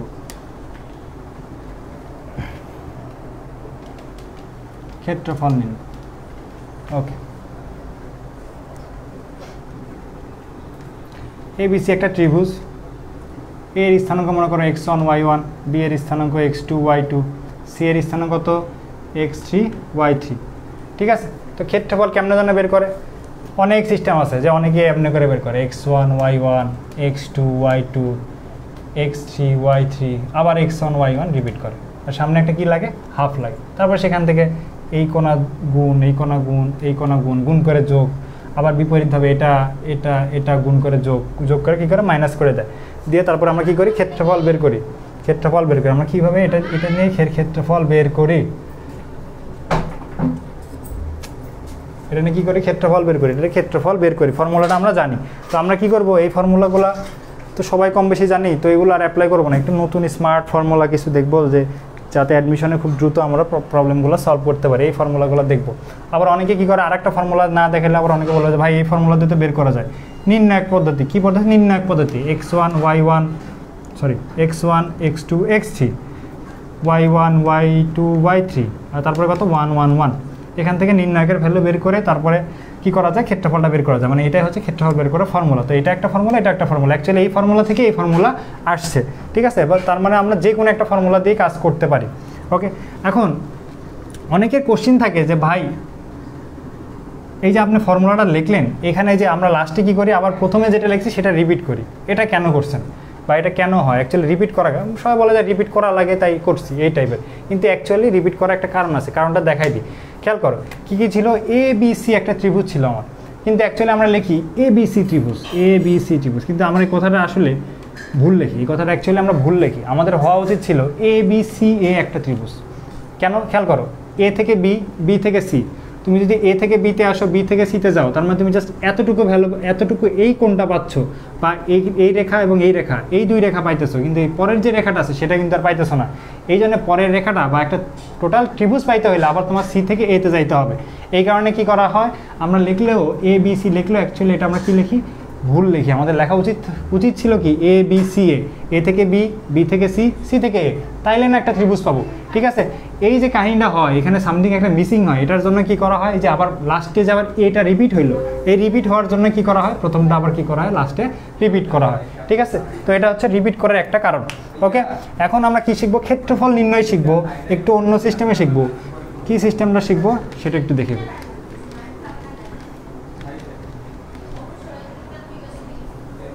জিরো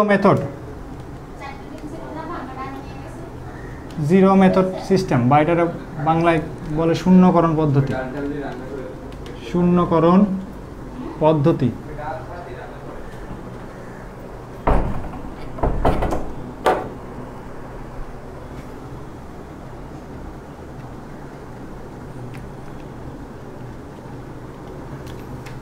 জিরো মেথড বা শূন্যকরণ পদ্ধতি।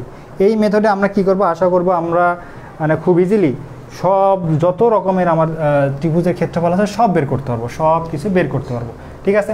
ওকে, তো মনে করো আমাকে একটা কোশ্চেন দিছে, জিরো মেথডটা কি, একটা কোশ্চেন সলভ করলে আসলে আমরা বুঝতে পারবো। তবে নাম শুনে বুঝতেছে জিরো মেথড বা শূন্যকরণ, মানে কিছু একটারে কি করতে হবে, জিরো করতে হবে বা শূন্য করতে হবে, ঠিক আছে। এটা কি আমরা মেথডটার নাম শুনে বুঝতেছি, কিছু একটারে জিরো করব বা শূন্য করব, ঠিক আছে। তো মনে করো একটা ত্রিভুজ দেওয়া আছে, আমাকে একটা ত্রিভুজ দেওয়া আছে। তো ত্রিভুজের স্থানাঙ্ক দেওয়া আছে 1, 2, -1, -1, 3, 4, ঠিক আছে। শীর্ষবিন্দু কটা স্থানাঙ্ক দেওয়া আছে, ABC এর স্থানাঙ্ক দেওয়া আছে। এখন বলছে কি, এটা দ্বারা কি করতে বলছে, ক্ষেত্রফলটা বের করতে বলছে। এই ত্রিভুজের শীর্ষবিন্দু দ্বারা গঠিত ত্রিভুজের শীর্ষবিন্দু 3টা দ্বারা গঠিত ত্রিভুজের ক্ষেত্রফল বের করতে বলছে আমাকে। তারপরে আলটিমেটলি আমাকে কি বের করতে বলছে, ক্ষেত্রফলটা কত সেটা আমাকে বের করতে বলছে।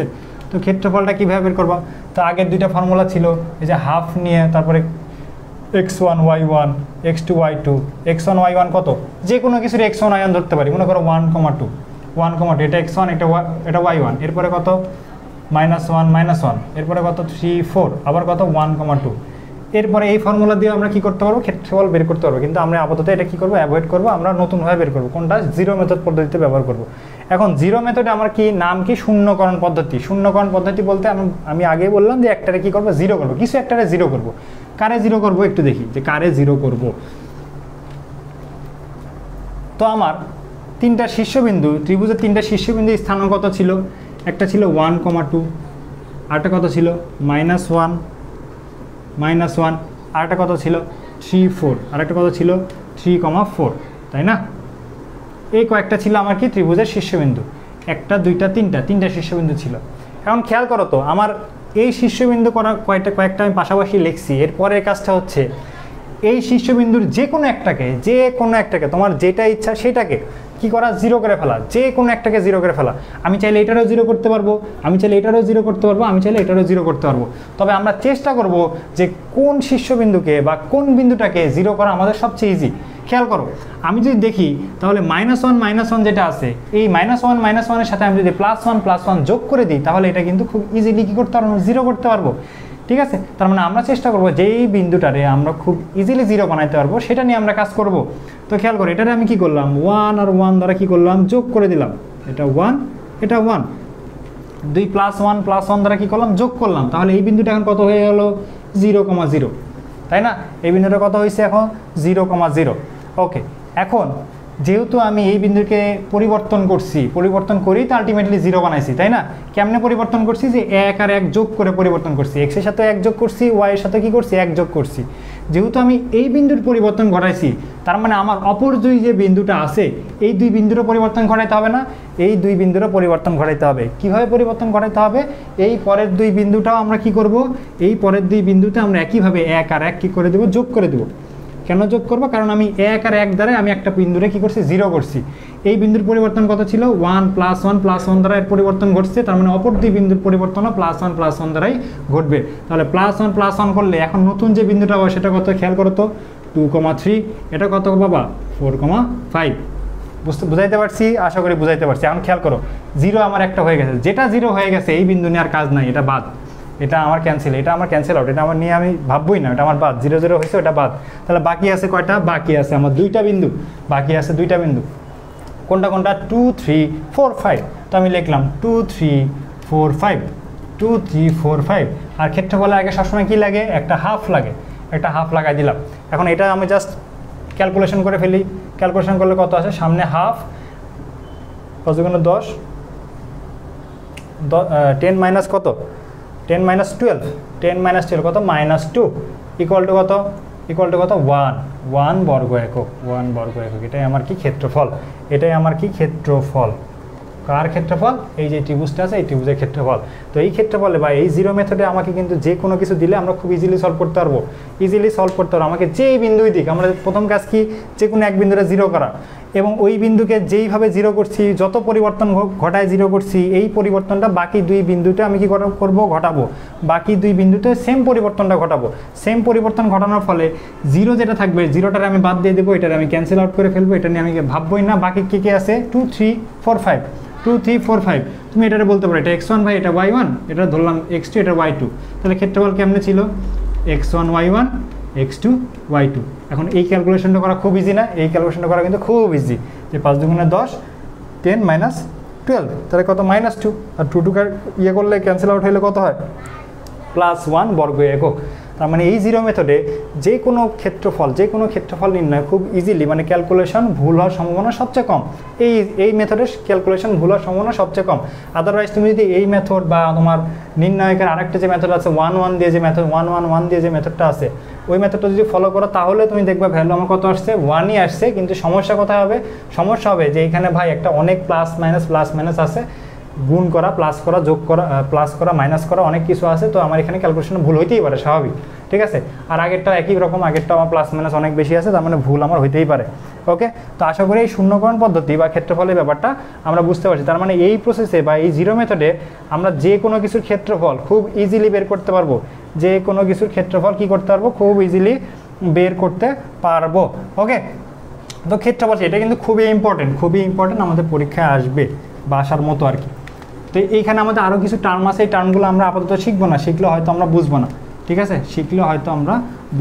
বা আমাদের একটু বুঝতে সমস্যা হবে, বা আমাদের এই টাইপের প্রবলেমগুলো একটু সলভ করতে আপাতত একটু কষ্ট হবে। এগুলো আমরা একটু নেক্সট ক্লাসে যখন পড়বো তখন আমরা শিখবো, ঠিক আছে। এখন যেটা আমরা পড়বো সেটা কি, সঞ্চার পথ,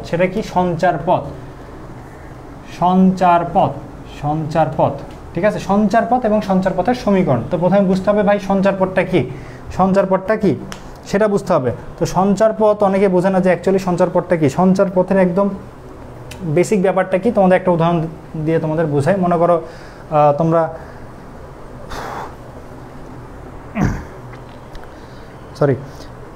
মনে করো তোমরা এক্সাম হলে ঢুকছো, এক্সাম হলে গেছো তোমাদের পরীক্ষা দিতে, তো তোমাদের স্যার আসছে, স্যার এসে তোমাদের কোশ্চেন দিয়ে তোমাদের বললো কি যে তোমাদের কোশ্চেন দেওয়া হলো, তোমরা এখন এটা কোশ্চেনের ফার্স্ট টু লাস্ট একবার চেক করে নাও, চেক করে নিয়ে স্যারকে জানাও যে ঠিক আছে কিনা, তোমার কোশ্চেনে সব কিছু ঠিক আছে কিনা। তো তুমি কি করলা, স্যার তোমাকে বললো, তুমি স্যারের কথা মতো কোশ্চেন পাওয়ার পরে 1 থেকে 100 পর্যন্ত যে কোশ্চেনগুলো ছিল প্রত্যেকটা কোশ্চেন দেখলা, দেখে স্যারকে জানাইলা যে স্যার ঠিক আছে।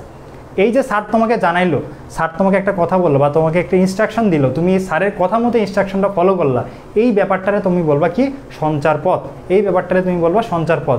আর তোমাকে স্যারের কথা বলা, তোমার কাজটা করা, এই যে সঞ্চার পথটা আছে, এই সঞ্চার পথকে যদি তুমি ম্যাথমেটিক্যালি প্রকাশ করো, ইকুয়েশন দ্বারা প্রকাশ করো, তাহলে সেই সমীকরণকে কি বলবা তুমি, সঞ্চার পথের সমীকরণ। তার মানে সঞ্চার পথের সুবিধাটা হচ্ছে বা সঞ্চার পথের সমীকরণের সুবিধাটা হচ্ছে এইখানে আমার কোনো স্পেসিফিক সমাধান থাকবে না, বা আমি এক্সের ভ্যালু, ওয়াইয়ের ভ্যালু, আমাদের সব ম্যাথেই তো কাজই একটা থাকে যে সমাধান করা। কিন্তু সঞ্চার পথের কাজটা কি, আমার সমাধান করা থাকবে না, আমাকে যেভাবে ইনস্ট্রাকশন দেওয়া থাকবে আমি সেইভাবেই কাজটা করব, এটাই কি আমার সঞ্চার পথ। এবং কাজটা করার পরে কি করব, সমীকরণ আকারে প্রকাশ করব। সমীকরণ আকারে যদি প্রকাশ করতে পারি তাহলে তাকে আমরা কি বলবো, সঞ্চার পথের সমীকরণ।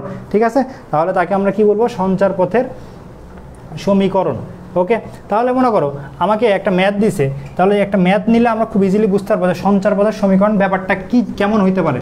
আমাকে এখানে ভাই ক্যালকুলেশন কিচ্ছু করতে হবে না, ক্যালকুলেশন করতে হবে মানে সমাধান করতে হবে না, ক্যালকুলেশন করতে হবে, সমাধান করতে হবে না, জাস্ট আমাকে যেটা বলা থাকবে সেটাই আমরা করব। ওকে, মনে করো আমাকে বলা আছে এটা এক্স অক্ষ, এটা কোন অক্ষ, ওয়াই অক্ষ, এই বিন্দু আছে a,5। আমাকে বলছে ম্যাথ দিছে তারা যে এক্স অক্ষ হতে a,5 বিন্দুর দূরত্ব ওয়াই অক্ষ হতে দূরত্বের 3 গুণ হলে সঞ্চার পথের সমীকরণ কি, সঞ্চার পথের সমীকরণ কি। কোশ্চেনটা বুঝতে পারছি, আশা করি বুঝতে পারছি। আমাকে কি কোশ্চেন করছে, এক্স অক্ষ হতে a,5 একটা বিন্দুর দূরত্ব ওয়াই অক্ষ হতে, ওয়াই অক্ষ হতে কার দূরত্ব, ওয়াই অক্ষ হতে ওই বিন্দুর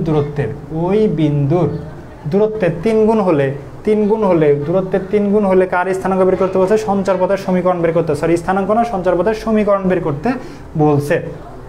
এই যে ব্যাপারটা আছে, এই ব্যাপারটারে আমি জাস্ট একটা গ্রাফিক্যাল রিপ্রেজেন্টেশন এখানে ঘটাইছি। এই ব্যাপারটারই জাস্ট গ্রাফিক্যাল রিপ্রেজেন্টেশন। কি করছে, প্রথমে ছিল একটা এক্স অক্ষ আর একটা কোন অক্ষ, ওয়াই অক্ষ, দুইটা অক্ষ আগাইলাম। এরপরে কোন একটা বিন্দু a,5 বিন্দু আমরা আগায় ফেললাম, বা a,5 বিন্দুর অবস্থানটা আমরা ডিটারমাইন করে ফেললাম। এখন কি বলছে আমাকে, যে এক্স অক্ষ হতে a,5 বিন্দু দূরত্ব। খেয়াল করো তো ভাই, এক্স অক্ষ হতে a,5 বিন্দু দূরত্ব কোনটা, এক্স অক্ষ হতে a,5 বিন্দু দূরত্ব এটা না, অবশ্যই এটা। এক্স অক্ষ হতে a,5 বিন্দু দূরত্ব এটা, ঠিক আছে। আবার কি করছে, ওয়াই অক্ষ হতে এই বিন্দু দূরত্ব, ওয়াই অক্ষ হতে a,5 বিন্দু দূরত্ব কোনটা, এটা, তাই না।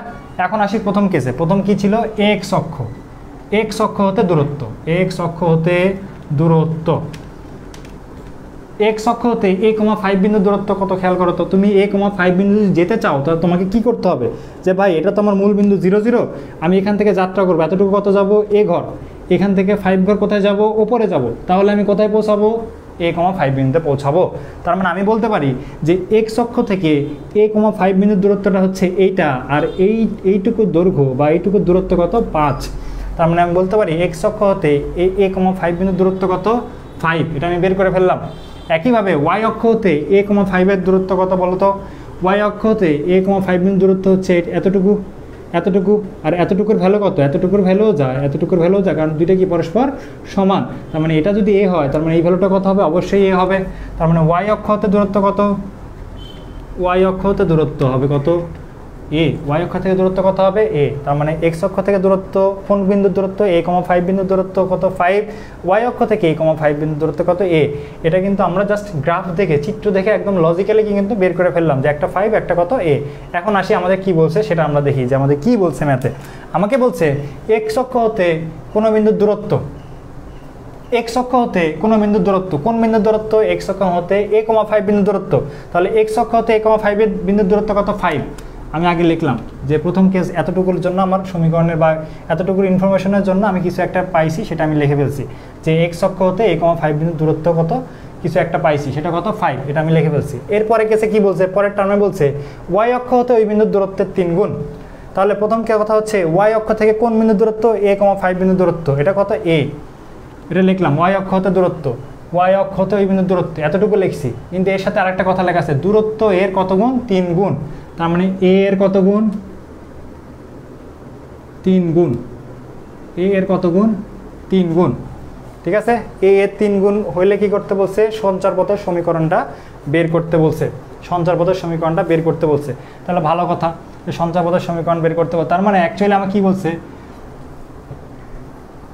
খেয়াল করো আবার দেখি একটু কোশ্চেনটা হয়তো আমি ভুল তুলছি, অ্যাকচুয়ালি কোশ্চেনটা একটু হয়তো ঘুরাই দিত, যা আমি তো এমনি জাস্ট চিত্র দেখে তুলছি, ওই জন্য হয়তো বা একটু ভুল দিচ্ছি যে এক্স অক্ষ হতে এই বিন্দু দূরত্ব ওয়াই অক্ষ থেকে বিন্দু 3 গুণ হলে সঞ্চারপথের সমীকরণ। তার মানে এক্স অক্ষ থেকে এটার দূরত্ব কত 5, ওয়াই অক্ষ থেকে দূরত্ব এর, নো প্রবলেম, কোনো সমস্যা নেই। দূরত্বের কত গুণ, 3 গুণ। 3 গুণ হলে কি বলতে বলছে, সঞ্চারপথের সমীকরণটা আমাকে বের করতে বলছে। তার মানে সঞ্চারপথের সমীকরণটা আমাকে বের করতে বলছে। তার মানে আমি এতটুকু থেকে একটা ইনফরমেশন লিখতে পারি যে 5 ইকুয়াল টু কত, 3a, এতটুকু আমি লিখতে পারি না, 5 ইকুয়াল টু কত লিখতে পারি, 3a আমরা লিখতে পারি। অ্যাকচুয়ালি এটাই আমার সমীকরণ, এটাই আমার কি সমীকরণ, ইকুয়াল ইয়ে করে জাস্ট এটাই আমার সমীকরণ। বা তুমি লিখতে পারো a equal to 5/3, a equal to 5/3, এটা অ্যাকচুয়ালি একটা সমীকরণ। ঠিক আছে, বা 5 ইকুয়াল টু 3a বা 3a ইকুয়াল টু 5, এটা অ্যাকচুয়ালি একটা সমীকরণ, বা এটা আমার সঞ্চারপথের সমীকরণ। কিন্তু কোশ্চেনটা অ্যাকচুয়ালি এইভাবে না, একটু অন্যভাবে আসবে, যেটা অ্যাকচুয়ালি আমি বইয়ের মতো করে লিখতে পারি না, এত কিছু আসলে মনে রাখা সম্ভব হয় না, তো বইয়ের মতো করে লিখতে পারি না। তো আসলে এটাই হচ্ছে সমীকরণ।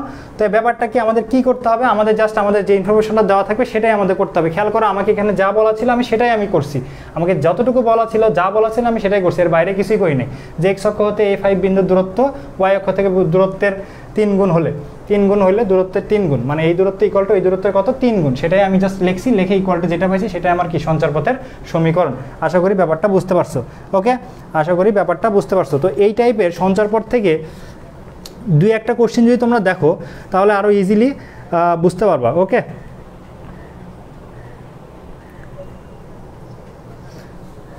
একটা কোশ্চেন নিয়ে, একটা ইউনিভার্সিটিতে আসা একটা সুন্দর কোশ্চেন নিয়ে, তাহলে এটা আরও ইজিলি বুঝতে পারবো। এটা তো জাস্ট আমি নিজেই জাস্ট দিছি আমাদের টেস্ট করার জন্য বা আমার ব্যাপারগুলো বোঝার জন্য, যে আরেকটা কোশ্চেন নিলে সঞ্চারপথটা খুব ইজিলি বুঝতে পারবো। ঠিক আছে,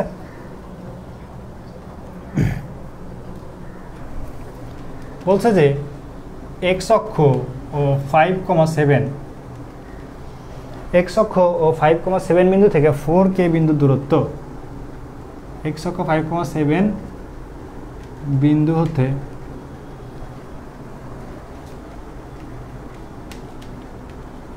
k বিন্দু দূরত্ব কি হলে,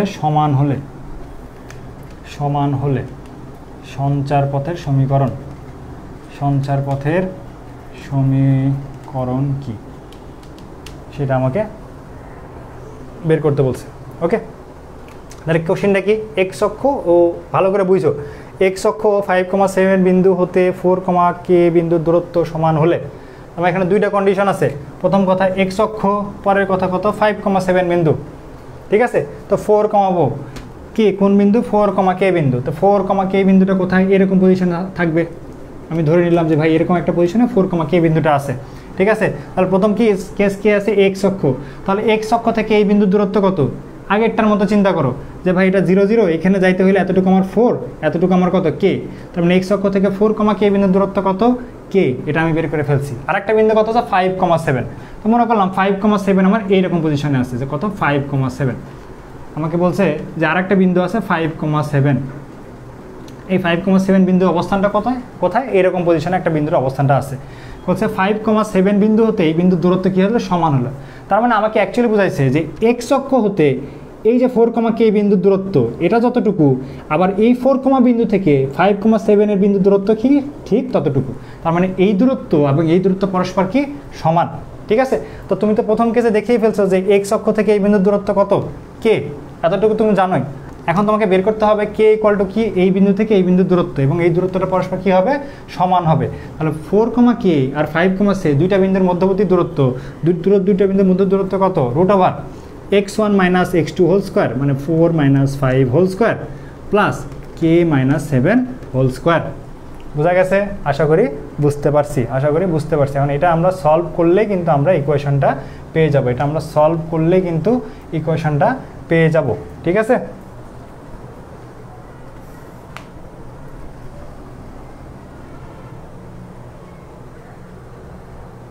কে এর মান কত, সরি অ্যাকচুয়ালি এটা সব কিছুই ঠিক আছে, হলে সঞ্চার পথের সমীকরণ না, অ্যাকচুয়ালি আমাকে বলছে এটা সমান হলে কে এর মান কত বের করতে বলছে, কে এর মান কত, এক্সট্রিমলি সরি, কে এর মান কত সেটা বের করতে বলছে।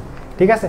তো আমরা তো জাস্ট সব কিছু করে ফেলছি, ওকে নো প্রবলেম। এখানে দেখো জাস্ট একটাই আননোন আছে, কে এর ভ্যালুটা আননোন আছে। এখন আশা করি এটা ইজিলি সলভ করতে পারবো, যে 4 - 5 হোল স্কোয়ার মানে কত, 1 square plus a - b whole square. সূত্র ফেলবা, এই রুটটা এই পাশে নিয়ে আসবে, এটাকে কে স্কোয়ার করবা, একটা দ্বিঘাত রাশি আছে, দ্বিঘাত রাশি মিডিল টার্ম করলে কি বের হয়ে যাবে, কে এর মানটা বের হয়ে যাবে। আর কে এর মানটা বের হয়ে গেলে এটা আমাদের আনসার। অ্যাকচুয়ালি এই ম্যাথগুলো কোথা থেকে আসছে, সঞ্চার পথ থেকে আসছে, যে আমাকে যেটা বলছে আমাকে সেটাই করতেছি, আমাকে ওরা যেটা বলছে আমরাও কি করতেছি, সেম কাজটাই করতেছি। ওকে, এটাই হচ্ছে আমাদের সঞ্চার পথ। এখন এই সঞ্চার পথ থেকে আরও দু একটা আছে, এই কোশ্চেনটা কিন্তু অনেক ইউনিভার্সিটিতে আসা কোশ্চেন, এই সেম কোশ্চেনটা অনেক ইউনিভার্সিটিতে, ঢাকা ইউনিভার্সিটি সহ জাহাঙ্গীরনগর, রাজশাহী, কয়েক ইউনিভার্সিটি, চট্টগ্রাম, কয়েক ইউনিভার্সিটিতে আসছে এটা। ঠিক আছে? তো আশা করি ব্যাপারটা বুঝতে পারছো, তো আমাদের মোটামুটি আজকে হচ্ছে যে আজকের যে আলোচনা ছিল, আজকে এই পর্যন্তই। আজকে আমরা এই পর্যন্তই পড়বো। এটা ছিল আমাদের সরলরেখার ফার্স্ট পার্টে মূলত আমরা এই পর্যন্ত পড়াশোনা করব। সেকেন্ড পার্টে যেটা আছে, ফার্স্ট পার্টে আমাদের আরও কিছু টপিক বাকি আছে, বা কিছু টপিক আমি পড়াই নাই বা দেখাই নাই, কারণ হচ্ছে যে এগুলো সেকেন্ড পার্টে যখন দেখাবো, দ্বিতীয় অংশে যখন দেখাবো, তখন দেখা যাচ্ছে যে আমাদের এই ব্যাপারগুলো বুঝতে আরও বেশি ইজি হবে বা খুব তাড়াতাড়ি বুঝে ফেলবো। এই কারণে আপাতত আমরা ওইটা দেখাই নাই। ওকে, তো আপাতত এটা দেখাই নাই, তো নেক্সট ক্লাসে ইনশাল্লাহ দেখবো। আর যদি কারো আজকের এই টপিকগুলো থেকে যদি কারো প্রবলেম হয়ে থাকে বা বুঝতে পারো না, এরকম কিছু হয়ে থাকে যে ভাই এটা বুঝি নাই বা এটা এখনও বুঝতে ক্লিয়ার হয় নাই, আমাকে কি করবা, যে আমাকে অবশ্যই টেলিগ্রামে তোমরা টেক্সট করবা, আমাকে টেলিগ্রামে একদম পার্সোনালি জানাবা, বা কোনো ম্যাথ করতে প্রবলেম হলে অবশ্যই জানাবা, আমি সময় সুযোগ বুঝে ইনশাল্লাহ, দেরি হলেও ইনশাল্লাহ করে দেওয়ার চেষ্টা করব। ঠিক আছে?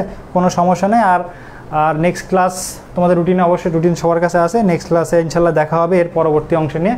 আর এর পরবর্তী অংশটা আরও মজার, কোনো সমস্যা নেই, এটাতেও তো অনেক কিছু ছিল। পরবর্তী অংশ যদি তোমার বেসিক ক্লিয়ার থাকে, দেখবে তুমি খুব ইজিলি কী করতে পারতেছো, কোশ্চেনগুলো সলভ করতে পারতেছো। তো আজকের মতো এই পর্যন্তই, সবাই ভালো থাকো, সুস্থ থাকো, আল্লাহ হাফেজ। ওকে, নেক্সট ক্লাসে দেখা হবে।